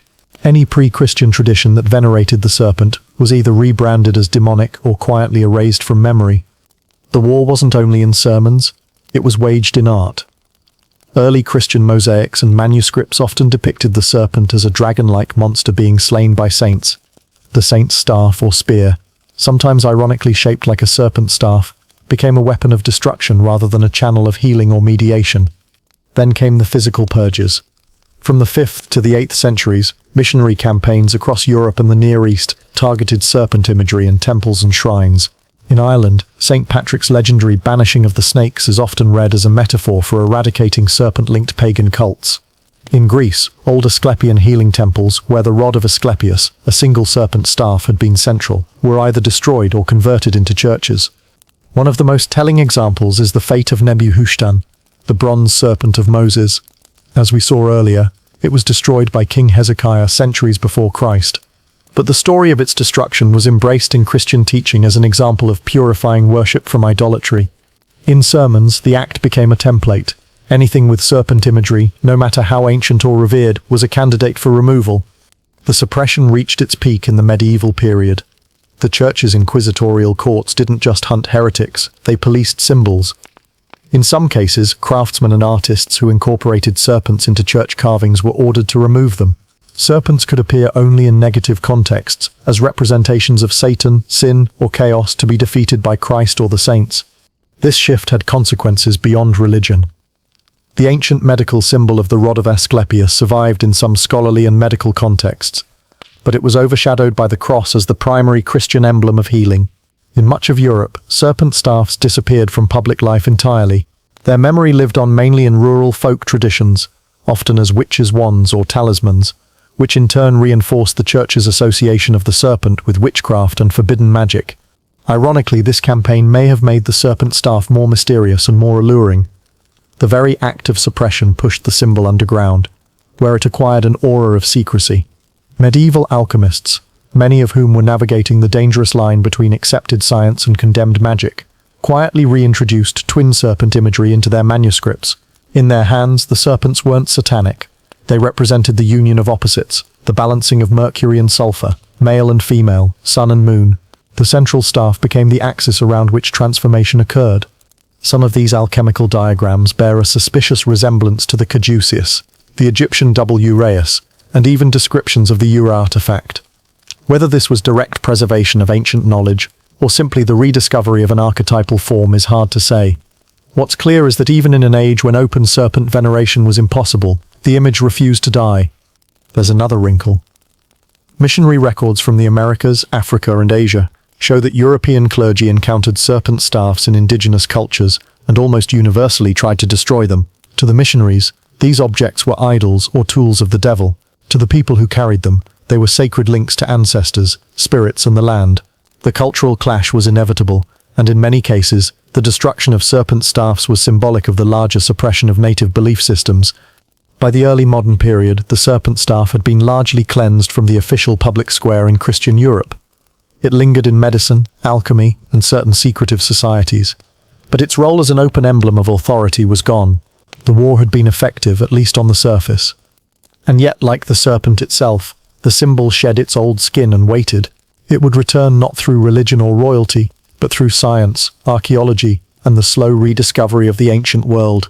The same church that once tried to erase the serpent staff would one day display serpent-entwined artifacts in its own museums, framed now as cultural history rather than living symbols. The irony is hard to miss. The war on the serpent was never truly won. The symbol just went dormant, coiled in the shadows of art, literature, and secret traditions. And as the modern world began to uncover its older layers, the serpent began to stir again. The next phase of its journey would not be about suppression, but about re-emergence, as explorers, scholars, and collectors stumbled on relics that fit its shape, reigniting the old questions of power, healing, and control. If the serpent staff was targeted in stone and metal, it was just as fiercely hunted on parchment and papyrus. For every crown or scepter destroyed, there were stories, rituals, and diagrams burned with it. Texts that, if they survived, might have told us exactly what the staff was meant to do. The practice of destroying dangerous writings is as old as empire. In the ancient world, the suppression of knowledge wasn't only about erasing ideas, it was about controlling them. And when it came to the serpent staff, the written word was often the more threatening artifact. A physical staff could be locked away, but instructions, those could be copied, carried, and used. One of the earliest known book burnings tied to serpent symbolism comes from Egypt in the Ptolemaic period. According to a fragmentary Greek source preserved by later writers, certain temple scrolls describing the two serpents of the crown were seized during a political purge and burned in Alexandria. The reasoning, if we take the source at face value, was that the texts contained formulae for the binding of life force, a phrase modern scholars can't agree on. Was it political propaganda? Medical procedure? Magical incantation? We'll never know. Centuries later, in the early Christian era, the destruction of pagan libraries became official policy in many regions. In 391 CE, when the Serapeum of Alexandria was destroyed by order of the Emperor Theodosius I, countless manuscripts were lost. Some of these were theological or philosophical works, but others reportedly described ceremonial regalia, including staffs entwined with serpents. Surviving eyewitness accounts mention priests trying to smuggle scrolls out under their robes, and soldiers confiscating them for the flames. The pattern repeated elsewhere. In 6th century Constantinople, Emperor Justinian ordered the confiscation and destruction of heretical books, which for him included many works of Greek philosophy, Hermeticism, and medicine. The rod of Asclepius, with its single serpent, was still in use among physicians, but anything hinting at twin serpents and their symbolic union was branded as magical and suspect. In the sweep of Justinian's edicts, its likely entire treatises on the caduceus and its predecessors vanished forever. Then came the medieval church councils, which extended the scope of suppression to folk traditions. Manuscripts from monasteries occasionally preserve hints of what was lost. A 12th century scribe in France added a marginal note to a copy of Isidore of Seville's Etymologiae. Certain diagrams of the serpent rod were ordered burned in our chapter house, lest the brothers be tempted to study them. That's all he says. No sketches, no explanations, but it's proof that even in the cloister the image was dangerous enough to warrant destruction. The most aggressive purge may have happened not in Europe, but in the New World. When Spanish missionaries arrived in the Americas, they quickly noticed serpent imagery in native regalia, including ceremonial staffs. In 1562, Bishop Diego de Landa infamously burned an entire collection of Maya codices in Mani, Yucatan. While his own account of the event focuses on eradicating superstition and lies of the devil, we know from the few surviving Maya codices that serpent iconography, including the vision serpent staff, was common in their sacred texts. Those books would have contained not only artistic depictions, but the oral traditions explaining their meaning. The same pattern occurred in the Andes. Chroniclers report that Inca quipu, knotted cord records, and illustrated manuscripts showing the Amaru serpent were destroyed during the colonial campaigns. Even when the Spanish allowed certain symbolic objects to remain, they often stripped away the original stories, replacing them with Christianized interpretations. Not all erasures were as dramatic as bonfires in public squares. Sometimes, knowledge disappeared more quietly, through deliberate omission. In translating Arabic medical and alchemical texts into Latin during the Middle Ages, European scholars occasionally left out or altered serpent imagery, especially when it was tied to esoteric practices. Twin serpents around a rod might become two plants twining around a stake, or a purely decorative border. Yet, as thorough as these campaigns were, traces always survived. Some slipped through because they were hidden in plain sight, a diagram in an astrology manual, mislabeled as decoration. Others made it because someone, somewhere, decided not to follow orders. A handful of Gnostic manuscripts buried in the sands of Egypt, a codex smuggled out of a temple in the Yucatan, a medieval alchemical notebook passed down through a family line. These fragments are the reason we know the destruction happened at all. One of the more tantalizing survivals is a single page from an otherwise lost Syriac manuscript. Now in a private collection, it shows a rod of dark stone, entwined by two serpents, with inscriptions running down the shaft. The accompanying text, incomplete, refers to the breath that rises between them and the crown that rests above them. The page is burned around the edges as if rescued from fire. What makes these survivals so important is that they reveal a simple truth. The burning of the serpent scrolls wasn't about aesthetics. It was about eliminating a worldview in which the serpent, and by extension the staff, was central to understanding life, authority, and the human connection to the divine. That worldview was dangerous to regimes, whether political or religious, because it bypassed intermediaries. In most serpent staff traditions, the one who holds it doesn't need permission from a council, a king, or a bishop. They are the channel. That kind of autonomy is the last thing centralized power wants floating around in the public imagination. And yet, for all the burning, the staff story kept slipping through. Every time a fragment survived, it gave the next generation a starting point to imagine the rest. And imagination in this case might be the most subversive survival of all. The next part of our story takes us to the people who picked up those fragments, not to preserve them in museums, but to try to bring the staff's power back into the open. By the mid-20th century, the serpent staff had slipped from the public stage into the shadows. Its traces scattered in private collections, whispered about in occult circles, and hinted at in obscure academic footnotes. But every so often someone decided to bring it back into the light. One such attempt, ambitious, well-funded, and ultimately doomed, played out in the 1970s, and to this day it's remembered by the few who know about it as the relic hunt that failed. The story begins with a British financier named Thomas Harland, a man with a taste for ancient history and a Rolodex full of museum directors, antiquities dealers, and retired spies. Harland wasn't a trained archaeologist, but he had two things professionals often lacked: the money to fund a private expedition and the willingness to operate outside official channels. According to people who worked with him, Harland became obsessed with the serpent staff after reading a declassified British intelligence report from the Second World War. The document, thin, redacted, and almost casual in tone, mentioned a Mesopotamian ceremonial rod of black stone seized by German agents in 1943, then lost during the Allies' advance into Italy. That was all it took. Harland was convinced the object described was the same one pulled from the sands near Urit in 1933. In 1974 he assembled a team. It was an eclectic group: a former MI6 field officer who spoke 5 languages, an archaeologist from the University of Chicago with a specialty in Near Eastern artifacts, a Lebanese shipping magnate with access to discreet cargo routes, and a photographer who had once worked for National Geographic but was now freelancing for anyone who paid in cash. Their plan was to trace the post-war path of the staff from the rumored German possession through its disappearance in Italy to wherever it might have ended up. The trail began promisingly enough. In Rome they found an aging archivist who remembered a shipment of confiscated pagan regalia stored in a Vatican warehouse in 1945. Most of it had been catalogued and sent to museums, but one crate, containing a long black object wrapped in silk, had been marked for private retention. The archivist claimed the crate was moved in the late 1950s to an off-site facility near Castel Gandolfo, the Pope's summer residence. Harland's team never got inside Castel Gandolfo. Officially, they were denied access for security and preservation reasons.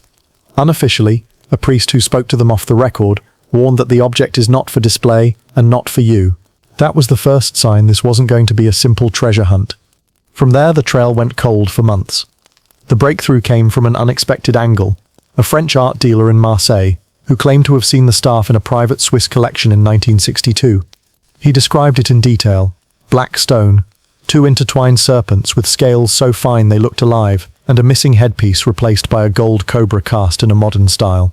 His client, he said, had bought it from a man with a German accent and later sold it to a collector in the Gulf.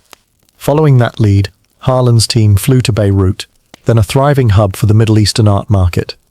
There they met a well-connected dealer who confirmed the Gulf story, but added a complication. The collector had died in 1970, and his heirs had liquidated much of the collection. Some pieces went to Europe, others to America, and a few, including the staff, were allegedly shipped to a warehouse in Kuwait. In January 1975, Harlan and two of his team members traveled to Kuwait under the guise of negotiating an oil equipment contract. The warehouse existed. They even got inside. What they found, however, was worse than nothing. The staff's crate was there, smashed, empty, and surrounded by water damage, as if it had been hastily moved during a flood. The warehouse manager claimed ignorance, saying the box had been found that way after a storm the year before. From that point, the hunt unraveled. Leads dried up. Informants stopped returning calls. One team member, the former MI6 officer, abruptly left the project, citing concerns about the other interested parties following them. Harlan himself grew increasingly paranoid, convinced that someone was intentionally erasing their trail. By late 1975, the money was gone and the team disbanded.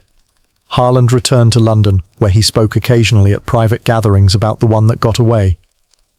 In those talks, he hinted at something none of his colleagues had heard before, that during their time in Kuwait, he'd been approached by a man who claimed to be a guardian of the staff. The man had supposedly told him, "It is not lost, it is where it must be, until the world is ready again." Whether that meeting actually happened is impossible to verify. Harlan died in 1982, leaving behind no notes, no photos, and no physical evidence the hunt had come close at all. What survives is the skeleton of the story, a plausible chain of possession, punctuated by gaps that could be explained either by bad luck or by active obstruction. And that's why, in relic hunting circles, Harlan's expedition is remembered not as a failure of research, but as a lesson in the nature of certain artifacts. The serpent staff, if it exists, isn't the kind of object you simply find. It's the kind of object that moves through history on its own terms, surfacing only for those it chooses, and vanishing again before anyone can take it by force. The next time it would surface, if the rumors are true, wouldn't be in a warehouse or a collector's vault. It would be in the middle of the 20th century's most volatile scientific and political frontier, where the staff's ancient symbolism collided with the modern race to unlock the power of life itself. By the late 20th century, the serpent staff was no longer just the concern of archaeologists, collectors, and secretive orders. It had caught the attention of a very different group, scientists. And in the Cold War world of the 1960s and 70s, that meant its story was about to cross into territory where curiosity was rarely harmless. The link between the staff and science seems on the surface accidental. The discovery of DNA's double helix in 1953 had given biologists a new visual language, and to anyone with a sense of history, the shape of two intertwined spirals looked uncomfortably familiar. For most, it was just an interesting coincidence, but for a few, particularly those in the fringe overlap between archaeology and biology, it sparked a question: what if the twin serpent motif was more than symbolic? What if it encoded knowledge, or even a method about life itself? That was the idea floating around when, according to declassified fragments, a group of Soviet geneticists became interested in a rumor that a pre-biblical ceremonial rod with serpent carvings had been seen in a private collection in Beirut in the early 1960s. The object matched the general description of the Yodra staff, black stone twin coils, but the crucial detail for the scientists was that the coils were carved with mathematical precision, as if they were meant to be measured. The Soviets had their own reasons to chase strange artifacts. During the Cold War, both the USSR and the United States ran research programs that blurred the line between hard science and speculative exploration. Some were aimed at psychological warfare, others at materials science or unconventional weapons. Anything that hinted at advanced ancient knowledge, from metallurgy to medicine, was worth at least a second look. By 1968, the Beirut Collector's Trail had gone cold, but the idea had already migrated west. In the US, a small research team working under the umbrella of a military medical division, the kind of group that didn't officially exist, began quietly contacting museums and private collectors about ancient objects with spiral motifs. Most of the inquiries were dismissed as odd but harmless, until one reached a retired archaeologist who had worked on Mesopotamian sites before the war. His response was cautious but telling: "You're not the first to ask, and you won't be the last." Somewhere along the line, the staff, or a convincing copy surfaced briefly in Europe.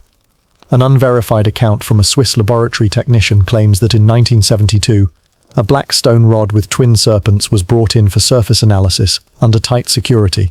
The testing wasn't about its age or origin, it was about the residue in the carved grooves. The results, if the story is true, were strange. Trace elements consistent with copper alloys, but also organic compounds that didn't match contamination from handling. The sample was too small to identify fully, and within days the object was gone. That's where the paranoia began. Researchers involved in the Swiss analysis started receiving warnings, polite but firm, to drop the subject. Funding offers vanished, travel plans were quietly blocked, and in one case a researcher's home was broken into with nothing stolen except his field notebooks. It had all the hallmarks of Cold War quiet pressure, the kind meant to end an inquiry without anyone having to admit it existed. Why would either side care so much? Theories differ. One line of speculation is that the serpent staff was thought to contain some kind of ancient metallurgical process that could affect biological systems, a primitive but effective delivery mechanism for substances now studied in biochemistry. Another, more speculative theory is that the object's geometry itself, the exact curvature and spacing of the serpents, could have been used as a model for something in molecular engineering. In the tense atmosphere of the Cold War, even the whiff of a unique scientific application was enough to trigger secrecy. There's also the political dimension, an object tied to the earliest civilizations, carrying an unbroken symbolic thread into modern science, would be a propaganda coup for whichever superpower controlled it. Imagine unveiling it alongside breakthroughs in genetic engineering, the implied message being, we've inherited the power of the ancients, and now we can reshape life itself. Whether or not the staff could actually do anything, the optics alone would be valuable. By the mid-1970s, the chatter died down. No public institution claimed to have the staff, and the scientists who had chased it either retired, changed fields, or went very quiet. The only visible ripple came years later, when certain double helix motifs began appearing in the logos of research institutes and biotech companies. A coincidence perhaps, but one that some old hands noted with a knowing smile. If the serpent staff did pass through the hands of scientists in that period, it left no officially acknowledged results. What it did leave was a lingering sense among a small circle of researchers and historians that they'd gotten too close to something someone else didn't want in the open. Not because it was dangerous in the way of a weapon, but because it blurred the line between myth and science too neatly, and that's a line the modern world likes to keep tidy. And so, like in Harlan's failed relic hunt, the staff slipped away again. The difference this time was that it didn't just disappear into a collector's vault. It seemed to vanish into a fog of competing interests, half history, half national security, and entirely off the books. The next time it would reappear in the public eye wouldn't be through archaeology or science, but through something far more slippery: symbolism. In the late 20th and early 21st centuries, the serpent staff would start showing up again, not in physical form, but in art, architecture, and media, often hidden in plain sight. The serpent staff, by all appearances, had vanished. No more rumors of private collectors flashing it at secret auctions. No whispers from retired scientists about residue samples. For most of the world, it simply wasn't a thing anymore. But history has a way of leaving fingerprints, and in this case, the fingerprints were hiding in plain sight. The first re-emergence wasn't in some dusty archaeological journal. It was in a corporate logo.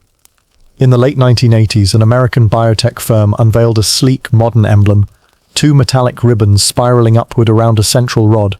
It was billed as a modernized double helix, a nod to their genetic research. But to anyone who had spent too long chasing the serpent staff's trail, it was a dead ringer for the ancient design.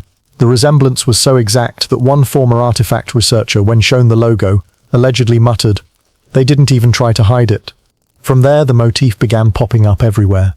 Health organizations, pharmaceutical companies, and medical schools embraced the intertwined serpent look, sometimes with wings, sometimes without, but always that same upward coil. Of course, the medical caduceus had been around for centuries, but this was different. The curves were sharper, the symmetry eerily precise, the proportions matching those found on ancient carvings. It was as if the staff had been digitized and quietly rebranded for the modern age. Then came the architecture. In the early 2000s, a university science building in Europe unveiled a grand staircase modeled after a double spiral. The official story was that it symbolized the union of science and art, but when the building's plans leaked online, an observant blogger noticed something strange. The spirals weren't perfect helices.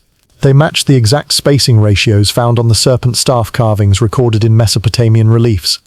The deeper people dug, the stranger it got. A government health agency's promotional video contained a brief animation of a glowing rod with two intertwining lines of light, a blink and you miss it insert that had no narrative purpose. A tech company's conference presentation featured a background graphic of a serpent coil hidden behind data charts. A music video from a pop star known for occult imagery showed a dancer holding a black staff wrapped in silver snakes, lit so it almost blended into the shadows. Were these coincidences? In a world where spirals and DNA shapes are everywhere, probably. But the frequency and the precision suggested something else to the handful of researchers still obsessed with the staff's history. It was as if the object had been reduced to its bare symbolic essence and scattered like seeds across culture. One particularly unnerving example came from the fashion industry. In 2014, a luxury brand released a limited-run accessory, a black walking cane, topped with two entwined serpents and set with green stone eyes. It sold out within hours, mostly to celebrity buyers. The designer claimed it was inspired by classical mythology, but when collectors compared it to old sketches of the staff, the similarities were undeniable, down to the number of coils. Some conspiracy-minded historians began to suspect that the staff's reappearance in symbolism wasn't just aesthetic recycling. In this theory, the object itself had long been locked away, but its image, its geometry, was being deliberately seeded into the collective subconscious. Think of it like a brand campaign without a product launch, the visual equivalent of a whisper. You start seeing the shape everywhere. You start associating it with science, power, health, transformation, and when, if the physical object ever returned, you'd already be primed to accept it as familiar. Of course, there's a less cloak-and-dagger explanation. The serpent staff motif has always had staying power. Its combination of symmetry, mystery, and association with life and healing makes it visually irresistible to designers and marketers. Maybe we're just pattern-seeking creatures, spotting connections where none exist. But even the skeptics admit one thing. The precision in some of these modern designs is uncanny, especially when compared to the rough hand-carved originals. The real question is, who's driving it? Corporate branding teams don't usually sit around studying Mesopotamian cylinder seals or cross-referencing Swiss lab rumors from the 1970s. Someone, somewhere, is keeping this visual alive, whether by accident, influence, or intent. And they're doing it in a way that blurs the line between ancient relic and modern concept, so that by the time you notice it, you can't quite separate where you saw it first. This quiet resurfacing had another effect. It reignited interest among a younger generation of researchers. Unlike their Cold War predecessors, they weren't chasing the staff for national security or technological advantage. They were chasing it because it represented a kind of riddle, a thread connecting mythology, science, and culture across thousands of years. Online forums dedicated to hidden history began cataloguing every sighting, every suspiciously accurate double helix design in public spaces. Some posts were harmless curiosity. Others felt like bait. In a few cases, forum members reported receiving private messages warning them to stay in the lane of symbolism and not pursue the material reality of the staff. No explanation, no source, just enough to turn a fun research hobby into something with sharper edges. And so the serpent staff's modern chapter is one of ghostly presence. You see it without seeing it. You recognize it without naming it. It's everywhere and nowhere at once. A shape that has survived empires, religions, wars, and even the Cold War vaults. The irony? For all the symbolism, for all the design imitations, no one knows where the real one is. And if it's still out there, its keepers have done something remarkable. They've made the whole world remember it, without ever letting them touch it. For years, the serpent staff lived only as rumor, symbol, and design motif. No confirmed photographs, no credible sightings. The object had become a kind of historical Schrodinger's cat, simultaneously everywhere in imagery and nowhere in reality. And then, Zurich, 1999. It started as a strange footnote in the customs logs at Kloten Airport. A private jet from Cairo landed in the middle of the night. Its manifest a neat, boring list. Antique textiles, wooden furniture, ceremonial items. Nothing that would make a customs officer look twice, except that the paperwork listed an insurance value of $18 million for wooden cloth. Even in the world of art and antiquities, that raised eyebrows. What happened next is stitched together from fragments, leaked security footage, second-hand accounts, and the kind of whispers that only circulate after a few drinks in certain bars. At 3:42 a.m., a team of 5 people, 3 men, Two women wheeled a long, heavily padded case through the customs area. The footage shows the case being handled with the sort of reverence usually reserved for newborns or nuclear triggers. The most curious part: a tall, thin man wearing black gloves stayed glued to the case's side the entire time, his eyes never leaving it. He didn't speak to the customs officers. He didn't even blink much. One officer later described him as the kind of guy who looks like he'd ignore a fire alarm if the briefcase wasn't in danger. No X-ray scan was performed, not unusual for certain diplomatic or high-insurance shipments, and the group vanished into a waiting van. 2 days later, in an upscale Zurich hotel, a private gathering took place in the top-floor suite. The guest list was short and strange: an American venture capitalist, a Middle Eastern royal cousin, a retired geneticist from a Swiss pharmaceutical giant, and, bizarrely, a celebrity chef, whose connection to the others remains a mystery to this day. According to one witness, a hotel staff member who swore she only came in to refill the ice bucket, the long case was opened in the center of the suite. Inside, she claimed, was a dark rod, black like stone but not stone, with 2 spirals climbing it, gold and green, like they were alive. She admitted she didn't get a long look before the tall man in gloves stepped between her and the object, blocking her view. But the impression stayed with her. She later told a journalist, "It felt wrong, like it didn't belong in the same room as light bulbs and carpets." What happened in that suite over the next few hours is pure speculation. Some say the geneticist took samples, not from the staff itself, but from a crystalline residue clinging to the coils.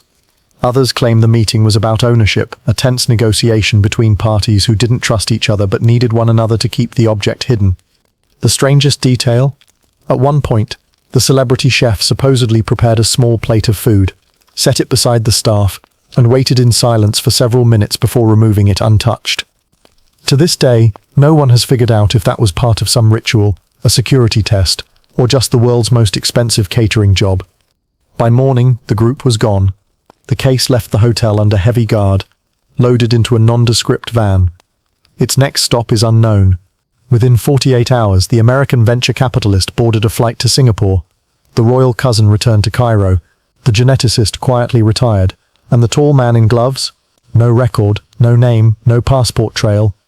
The staff, if that's what it truly was, has not been seen since. Naturally, the story leaked in fragments. A few photos from the hotel's security cams made their way into the underground collector scene. Grainy, low-res stills showing a black case on a table, a gloved hand resting on top. One photo shows a faint glint of gold and green from within the case. Or maybe it's just bad lighting. Either way, the images were enough to send Serpent staff researchers into overdrive. For the next decade, Zurich became a kind of mecca for artifact hunters. Every art dealer with an office near Bahnhofstrasse got at least one awkward visit from someone asking if they'd handled the item. Most were met with polite confusion, or in one memorable case, a slammed door and a shouted warning to stop digging before you drown. Theories about what happened that night vary wildly. The most grounded suggests the staff was in temporary transit between 2 private collections, possibly for authentication or appraisal. The more extreme claim it was part of a genetic experiment, not to reverse engineer the staff's supposed powers, but to compare its structure to modern synthetic DNA models. And then there's the fringe theory, that the staff wasn't just being moved, it was being reactivated. According to this line of thinking, the gathering in the Zurich hotel suite wasn't about ownership at all. It was a test, a quiet, controlled environment to see if the object still worked after centuries of dormancy. No one agrees on what worked would even mean in this context. Healing? Energy projection? Genetic alteration? But the idea persists, fueled by the fact that no one in that room has spoken publicly about that night. Whatever the truth, Zurich 1999 stands as the last known physical sighting of the Serpent staff. Everything since has been rumor, symbol, and shadow. The object may be locked in a vault. It may have been destroyed, or it may be somewhere you'd least expect, hidden not in a high-security museum, but in a place so mundane that no one would ever think to look. And if the people in that Zurich suite got what they wanted from it, they've done an impeccable job keeping the rest of us in the dark. When an object like the Serpent staff goes missing, there are really only 2 possible fates. It's either gone, destroyed, dismantled, lost forever, or it's hidden so well that its absence becomes part of its power. In the years after Zurich 1999, 3 dominant theories emerged among the serious researchers: the conspiracy hobbyists, and the handful of people who claim to have actually seen the thing. The first theory, the cold storage theory, is the most boring, which is probably why it might be true. According to this idea, the staff was simply placed in a secure vault owned by a private collector or a government agency, somewhere deep underground in a climate-controlled room. This theory leans heavily on patterns we've seen before: the Spear of Destiny disappearing into Austrian vaults, the Ark of the Covenant supposedly buried in an Ethiopian chapel, Nazi-looted art sitting in Swiss bank basements. The logic is simple. If something is too dangerous, too valuable, or too politically messy to display, you lock it away and throw away the key. The cold storage theory even has a suspected location: a decommissioned military bunker in the Swiss Alps, refitted in the 1980s as a secure cultural repository. Officially, it's used for protecting priceless art in case of war. Unofficially, locals swear strange equipment, not art, was delivered there in the early 2000s. One former security contractor described the vault's contents as things that make you feel watched, even if they're just sitting there. The second theory is the one that keeps popping up in late-night radio interviews and badly formatted conspiracy blogs: the activation theory. This is the belief that the staff wasn't just stored, it was used. Proponents argue that the Zurich meeting was a test, and that whatever happened in that suite proved the staff still had its original capabilities, whether those were healing, DNA modification, or something far stranger. Supporters of this theory point to a series of odd coincidences in the early 2000s. Unexplained genetic breakthroughs in certain private labs, a sudden surge of patents related to bioresonance technology, and at least one billionaire investor who withdrew from all public business after 2001, retreating to a remote island. They didn't want to own it, one anonymous source claimed. They wanted to be it, to rewrite themselves. Of course, there's no hard proof. But the activation theory survives because it's just believable enough, and because secrecy itself fuels it. If something as controversial as manipulating human DNA via ancient technology were possible, it's exactly the kind of thing you wouldn't announce with a press release. The third theory, the most unsettling, is the replication theory. According to this, the Zurich staff wasn't the original at all. It was a copy, reverse-engineered from fragments of the real artifact found decades earlier. In this telling, the original was destroyed, perhaps accidentally during a failed activation attempt, and what traveled to Switzerland was an attempt to recreate it. This theory has its own unsettling evidence. A leaked customs form from the Cairo departure listed the item's material as composite stone and alloy. That doesn't sound like the meteoritic iron and ancient minerals described in older accounts. Some researchers have even suggested the staff seen in Zurich could have been partially synthetic, a mix of recovered ancient material and modern high-grade alloys designed to mimic its appearance. If the replication theory is true, it changes the stakes entirely. It would mean the original serpent staff, the one from the earliest Egyptian accounts, is truly gone. And it would mean someone, somewhere, has been trying to rebuild it from scratch, not for a museum, but for private use. The problem with all three theories is that they all have holes. The cold storage theory assumes total secrecy in a world where nothing stays hidden forever. The activation theory depends on a chain of coincidences and shadowy figures we can't verify. And the replication theory relies on a single customs form whose authenticity is questionable at best. There's also a quieter fourth possibility, one that doesn't get as much attention because it's not dramatic enough for the podcasts and YouTube channels. It's the idea that the staff, whatever its power or origin, simply stopped working, that after centuries of reverence and fear, it's nothing more than a beautifully made piece of ancient craftsmanship, inert, symbolic, incapable of doing anything except sitting there.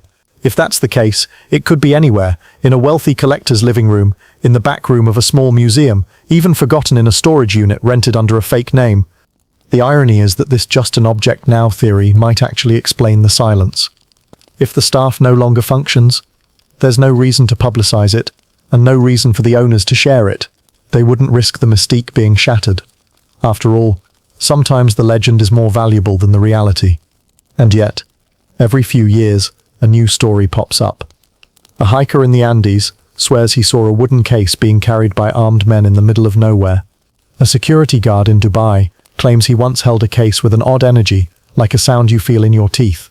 An art appraiser in London tells a friend about a mysterious object brought in for valuation, only to be withdrawn before the paperwork could be filed. It's these scattered, unverifiable whispers that keep the hunt alive. Because if the serpent staff is still out there, whole or in pieces, then the story isn't over. And if the people who last saw it are still silent, it's either because they can't talk, or because they're still using it. Which raises the real question. If the serpent staff is still active, what would be worth enough to risk bringing it out of hiding again? If the serpent staff didn't vanish into a vault, if it wasn't destroyed or reduced to a lifeless relic, then there's only one other possibility. It was used. That idea alone has been enough to divide the community of researchers into two camps. The first believes the staff was, and always will be, a symbolic relic, a ceremonial prop without the supernatural bite its legends promise. The second believes it's a tool, a very old, very misunderstood piece of technology, capable of influencing human biology in ways we're still not supposed to talk about openly. And if it is a tool, then the logical next question is, what happens when someone decides to experiment with it? The rumors start in the early 2000s, barely a year after Zurich. A closed-door conference is held in Monaco. The attendee list is suspicious, not the usual crowd of academics and archaeologists. This was hedge fund billionaires, biotech investors, and two men known for working on classified projects involving non-conventional energy. Nobody who attended has ever spoken publicly about the event, but three separate sources, none of whom know each other, have described seeing something long, wrapped in white linen, carried in by two men wearing gloves. From there, the whispers multiply. Someone claims a private lab in northern Italy began researching acoustic genetic resonance around the same time. The phrase sounds like science fiction, but in theory it's not. Sound can alter matter. Certain frequencies can stimulate or suppress biological functions. Even today, experimental medicine uses focused ultrasound to break up tumors without a scalpel. The difference, according to the whispers, is that this lab was trying to apply those principles to DNA itself, not to repair it, but to rewrite it. Here's where the story gets darker. A former lab technician who disappeared from public record in 2007 reportedly described one test involving plant DNA. Seeds exposed to the staff's resonance germinated in half the normal time, producing abnormally large leaves. That doesn't sound particularly sinister, until you consider the next step, live animals.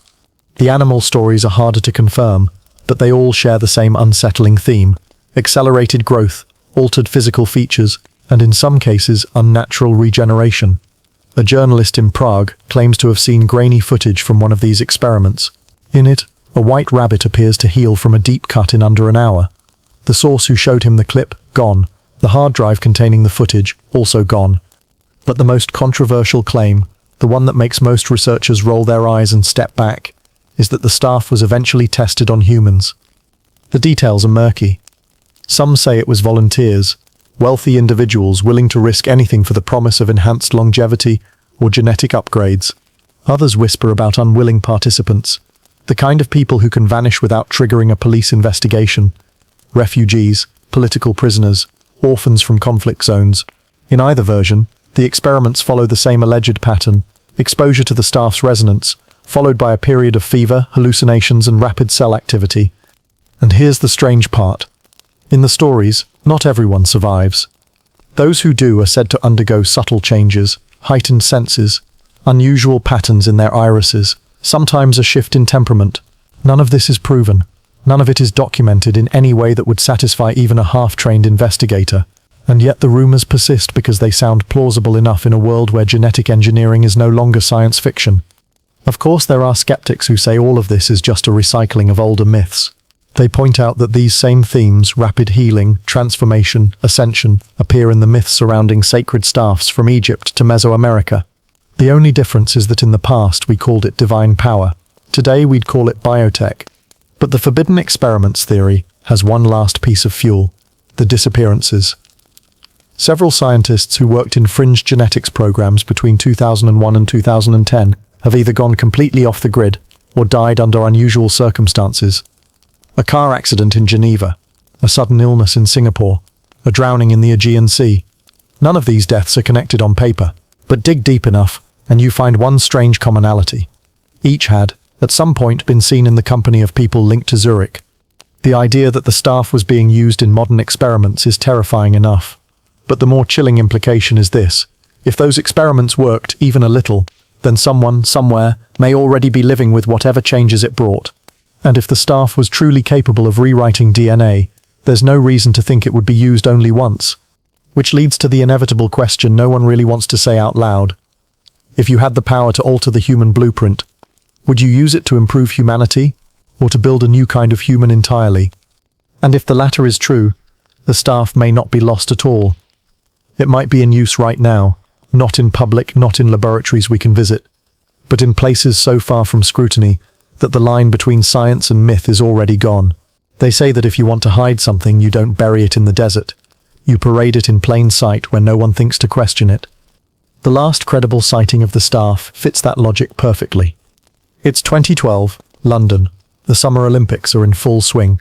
Athletes, tourists, and journalists flood the city. Security is at an all-time high. And yet, in the chaos of global spectacle, something slips by almost unnoticed. Not to the trained eye. A retired intelligence officer named Marcus Hale claims he saw it first, not in person, but in a photograph buried deep in an online photo gallery of the opening ceremony. The image is strange. In the background, amid the choreography and stage props, a man in ceremonial robes holds what looks like an ornate staff, not unusual for a themed performance, until you zoom in. Two serpents, winding upward in perfect symmetry, eyes set with what appear to be small dark stones, and the base, not a blunt theatrical replica, but a carved metallic point. Hale swears the design matches sketches recovered from a restricted archive in Cairo in the 1970s. At first glance you could dismiss it as a coincidence. Props departments love ancient motifs, but Hale wasn't the only one to notice. A week later, a German archaeologist watching the broadcast from Berlin emails colleagues in hushed excitement, "Tell me that isn't what I think it is." Within days, a small circle of researchers are trading the same screenshot, arguing over the details like a group of conspiracy theorists staring at a UFO photo. The more they looked, the stranger it seemed. The staff was never part of the official Olympic prop inventory. The performer holding it was never identified in any public program. And here's the kicker. In every other angle of that scene, taken by different cameras, the staff is missing. Hale later claimed that when he tried to contact the photographer who took the original image, the man denied ever capturing it. The image vanished from the gallery within a month. Only a handful of people still have the file saved, and they don't share it lightly. That would have been the end of it, if not for what happened 2 nights later. A man matching the height, build, and posture of the performer was spotted entering a black car outside a private club in Mayfair. Witnesses remember the same long, cloth-covered object in his hands. He was accompanied by 2 men in dark suits who appeared to be speaking a Slavic language. The car pulled away, and no one has been able to trace it. From there, the trail goes cold, except for one more fragment. In early 2013, a leaked manifest from a diplomatic cargo shipment lists ceremonial rod, twinned serpent bronze, as part of a cultural exchange headed for Kazakhstan. The item's declared value, inestimable.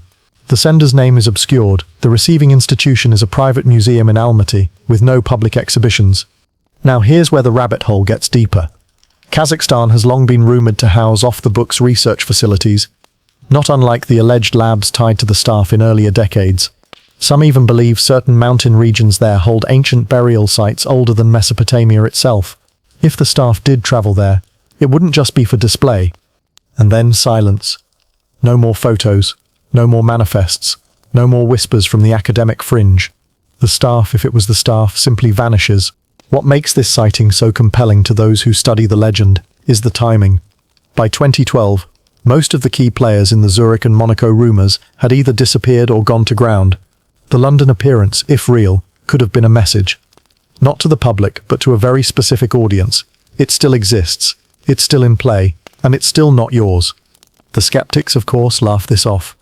They point to the thousands of props used in global events, the ease of digital manipulation, and the fact that every ancient motif has a dozen lookalikes. But the believers can't shake the sense that London was no accident. If the staff had been hidden for decades, bringing it out even for a moment would be a deliberate move, the kind of move made by someone with power and no fear of being challenged. And here's the question that keeps gnawing at them. Was that brief, almost invisible appearance the end of the story, or the start of something we haven't yet recognized? Because if the staff was truly in London, in the hands of someone who knew what it could do, then the last public sighting isn't just a loose end. It's a warning that whatever game was being played in the shadows has now moved to a global stage. If you believe the official historians, there is no hidden order. The idea that a small group of people has been secretly guarding an ancient staff for centuries sounds like something pulled from an airport novel. And yet, patterns have a way of betraying their architects. The theory of the custodians comes mostly from cross-referencing old travel logs, monastery records, and obscure legal disputes over religious artifacts that never make it to public museums. The name itself, custodians, was coined in the 1980s by an eccentric French historian named Lucien Voltaire. He claimed he stumbled onto the idea while investigating a 14th-century dispute between two monastic orders in Cyprus. The court documents referred to the object in question only by a cipher, SS2. Voltaire's obsession was contagious.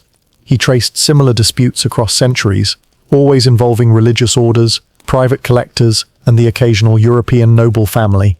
Different languages, different eras, but every time, the disputed item was described with certain repeating traits: metallic, ceremonial, entwined serpents, and most intriguing, every dispute ended with a settlement outside the court, the item quietly changing hands without any public display. That pattern was too neat for coincidence. If you piece together Voltaire's map, the staff seems to have passed through fewer than a dozen families or institutions over the last 700 years. The locations range from the Vatican archives to remote Orthodox monasteries in the Caucasus, to a Japanese Shinto shrine that burned down under suspicious circumstances in 1783. Each time, it vanishes for decades, until a brief, almost accidental resurfacing like the London sighting. But here's the odd part. No one ever tries to openly sell it. Not even on the black market. Not in the auction houses that move stolen antiquities like playing cards. That's where the custodian theory gets teeth. Because if you had something that valuable, and you weren't selling it, then you were keeping it for a reason. Some say the custodians are not a single group, but a lineage, passing down the responsibility of keeping the staff out of unworthy hands. The idea sounds noble, but even Voltaire admitted there's no way to know if their motives are altruistic or self-serving. Are they protecting humanity from the staff, or protecting the staff from humanity? Whatever their reason, their method is silence. No statements, no denials, no acknowledgement the staff even exists. And yet you can almost see their fingerprints in the modern era. Consider the Zurich incident of 1974, when a private lab allegedly tried to replicate the staff's design for bioenergetic experiments. 3 months later, the facility was shut down after a chemical spill that strangely didn't harm any surrounding soil or water. No charges, no public investigation. But the lab's lead engineer moved to a remote island in the Mediterranean, and 2 years later was seen attending the funeral of an old Benedictine monk in Corsica. Or the 1996 Monaco auction, where a sealed crate described as bronze cultic standard was pulled from bidding at the last minute by an anonymous buyer. The auction house records list the buyer's representative as belonging to a non-existent Geneva-based cultural foundation. The crate was never seen again. These events, scattered across decades, don't connect easily, unless you accept the custodian theory. Then they look less like coincidences, and more like interventions. Skeptics argue that secrecy makes for a great campfire story, but the absence of proof is still absence of proof. But here's where even the skeptics hesitate. The number of credible witnesses who've claimed to be warned off after pursuing the staff's trail, not threatened, not bribed, just quietly discouraged by strangers who seem to know far too much about their personal lives. One Italian journalist, who tried to trace the 2012 London sighting, described it perfectly. It wasn't that they told me to stop. It was the way they spoke, as if I'd already agreed to stop before the conversation began. That's the custodian's style, if they exist. No violence, no spectacle, just the removal of incentive. And maybe that's why the staff hasn't become another overexposed relic on a YouTube documentary listicle. Whoever holds it doesn't want attention. They want time. Time to keep it safe, or time to prepare whatever it's meant for. Because there's another layer to the legend. The custodians are not just keeping it hidden until the wrong people are gone. They're keeping it until the right person comes along.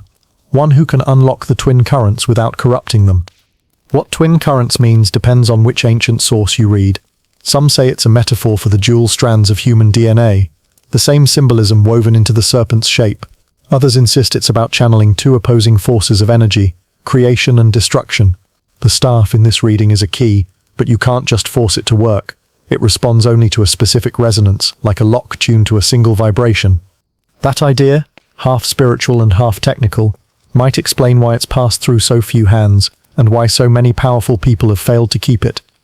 If the custodians are real, they're playing a very long game, one that spans generations, one where the rest of us don't even know the rules. And the most unnerving part? If they're still silent now, it's not because they've lost control. It's because they haven't needed to speak yet. If the staff serpents were merely decorative, this would be a story about a pretty piece of metal and some eccentric collectors. But serpents have always been more than ornamentation. In ancient symbolism, they twist, coil, and mirror each other like they're whispering a code we didn't start to decipher until 1953. That was the year James Watson and Francis Crick announced the double helix structure of DNA, two strands twisting around each other, held together by rungs like a ladder frozen in a cosmic spiral. It was a scientific revelation, but for anyone with an eye for symbolism, it looked suspiciously familiar. The twin serpents of the caduceus, the entwined snakes on Mesopotamian staves, the coiling dragons of Chinese medicine, even the Mesoamerican Quetzalcoatl, the feathered serpent, often shown in a mirrored curve. Biologists dismissed the resemblance as coincidence. But in the decades that followed, geneticists and mythographers began to talk, usually in side conversations, off the record, about whether ancient cultures somehow understood the architecture of life. Not metaphorically, literally. The caduceus, the rod of Asclepius, the Egyptian was scepter, all depict two coiling figures around a central shaft. In the old myths, this shaft was often described as the world axis, the tree of life, or the spine of the cosmos. In the human body, the closest parallel is the spinal column. And here's where it gets strange. In yogic and tantric traditions, two channels of energy, Ida and Pingala, are said to spiral up the spine like serpents, meeting at energy centers that correspond almost exactly to the endocrine glands. If you put all of this together, you start to see why the staff's design has been taken so seriously by the people hunting or hiding it. If the ancients weren't just making up pretty patterns, then they may have been encoding biological truth in religious and political symbols thousands of years before modern science caught up. Now, this doesn't mean they knew about adenine, guanine, cytosine and thymine, but they may have understood something more fundamental, that life is organized along a paired, spiraling principle, one that governs not just biology, but energy flow, healing, and possibly consciousness itself. The DNA connection theory didn't gain much traction publicly until the late 1990s, when Dr. Genevieve Marlowe, a British geneticist with an unfortunate name for someone in this field, published a controversial paper. She compared the harmonic ratios of the double helix to certain ratios found in ancient architecture, specifically temples that featured serpent motifs. Her conclusion was diplomatic. She didn't say ancient builders knew about DNA, but she did say they might have been working with a universal geometric template that happens to match the double helix. Her peers rolled their eyes. But privately, several biophysicists contacted her with their own suspicions, including one who admitted he'd run magnetic resonance experiments on a bronze replica of a two-serpent staff. He claimed the object produced unusual resonances when exposed to specific frequency ranges, especially around 528 Hz, a frequency some alternative researchers call the DNA repair tone.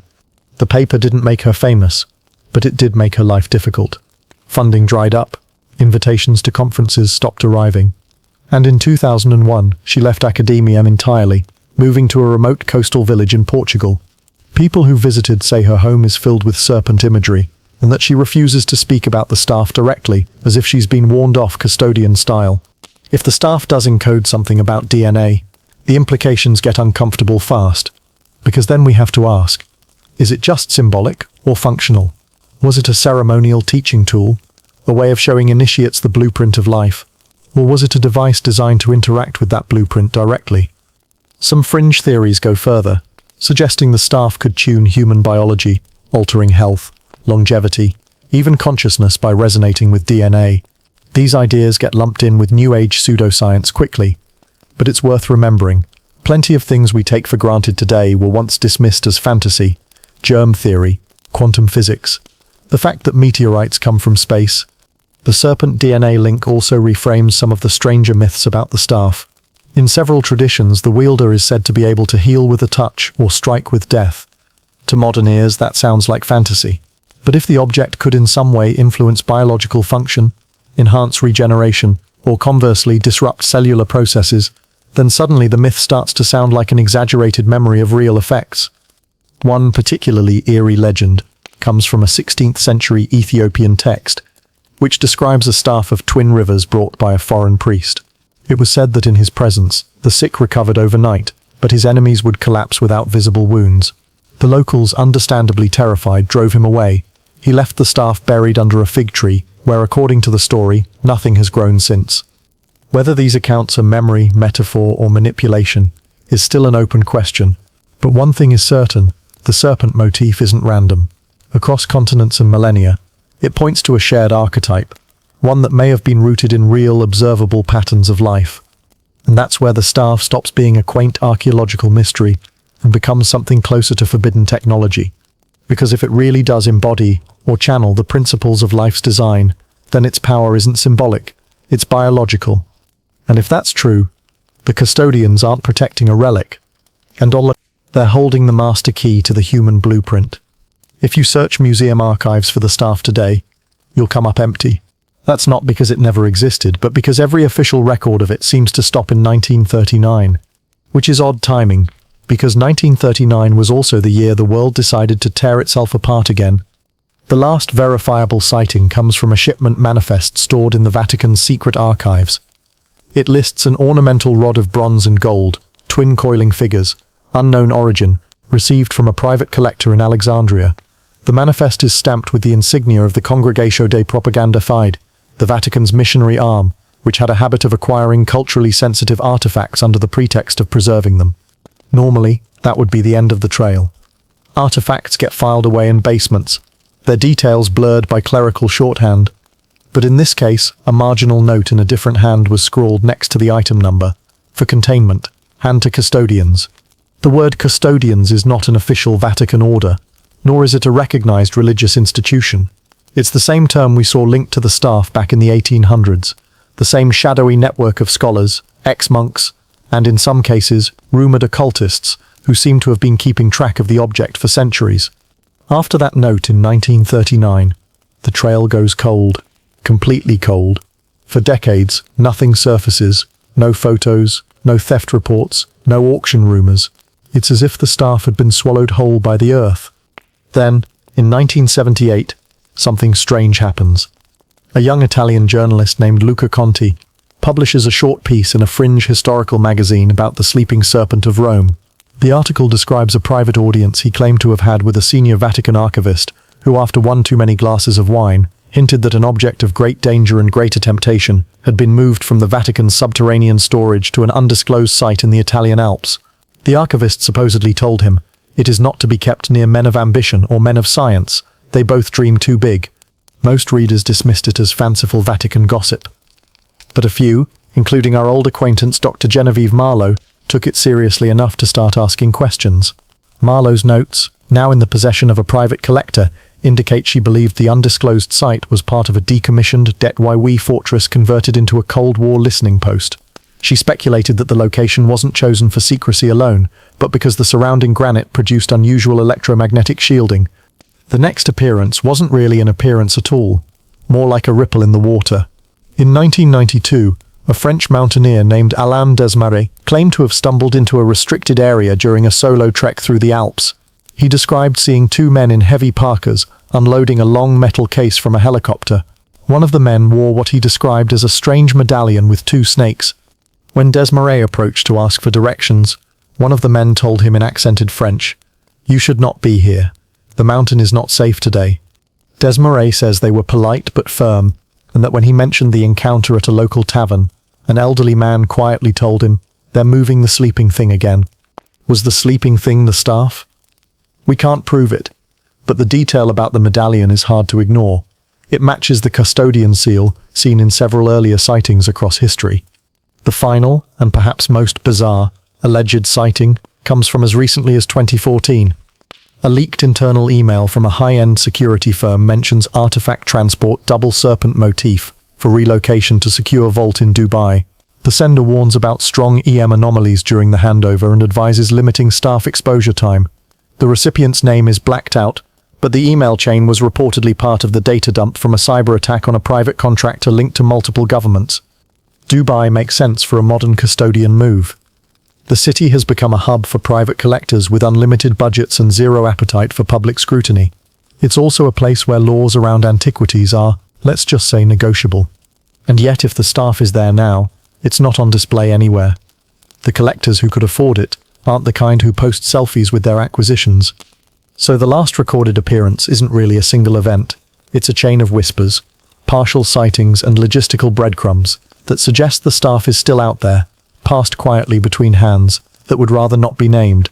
The bigger question isn't where it is now, but why it's still being moved. Because if the staff was just an artifact, it could sit in one place forever without issue. Museums do it all the time, but something, whether it's political risk, metaphysical hazard, or the simple paranoia of the custodians, keeps it in motion. And motion means vulnerability. Every transfer, every relocation, is a crack in the wall, a moment when someone who isn't supposed to see it just might. Which brings us to the story of the one time, perhaps the only time in recent history, when someone got close enough to touch it. The story comes from a man who never wanted to tell it. Not because he feared ridicule, but because, according to him, remembering it too vividly brought back side effects.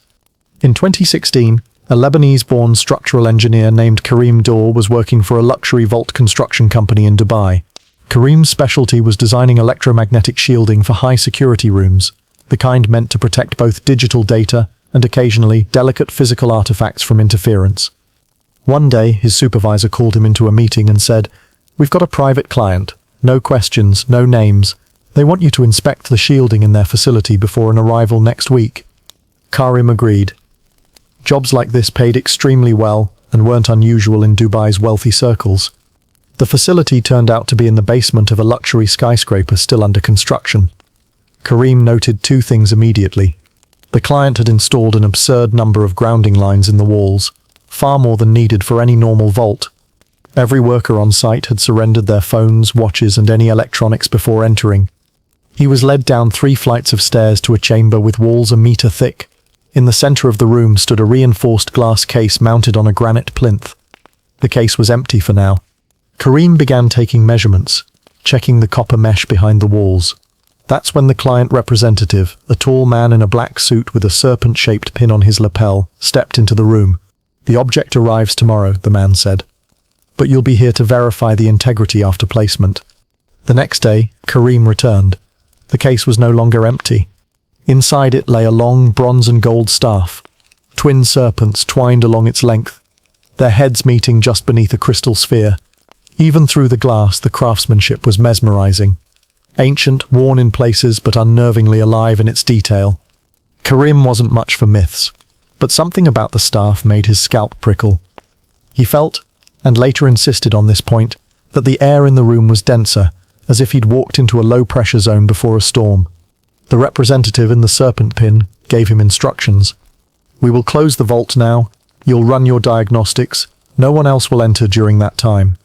Karim set to work. But the equipment was acting strangely. Readings spiking, then dropping, then vanishing altogether. His meters showed surges in the extremely low frequency range, the kind usually associated with seismic activity, except there was no earthquake. Frustrated, he decided to test for magnetic leakage directly at the case. He removed one of his grounding leads from the wall and clipped it to the metal frame surrounding the glass. The moment the clip touched, a faint hum filled the room, and then, though he swears he didn't mean to, Karim placed his hand on the glass. The hum intensified. He felt it in his bones. And then he saw something. Not with his eyes, but somewhere inside. A flash of a desert under a purple sky. A temple with walls that seemed to breathe. Figures in robes chanting in a language that resonated in his chest more than in his ears. And then the unmistakable sensation of something coiling up his spine. Not painful, not pleasant, just inevitable. He pulled his hand back, gasping. The hum stopped. The representative was watching him closely, too closely. "Did you feel anything?" the man asked. Karim lied. "No, just a static shock." The man's expression didn't change, but he stepped forward, tapped a code into the panel on the case, and an opaque metal shield slid down, hiding the staff from view. "Your work here is finished," he said.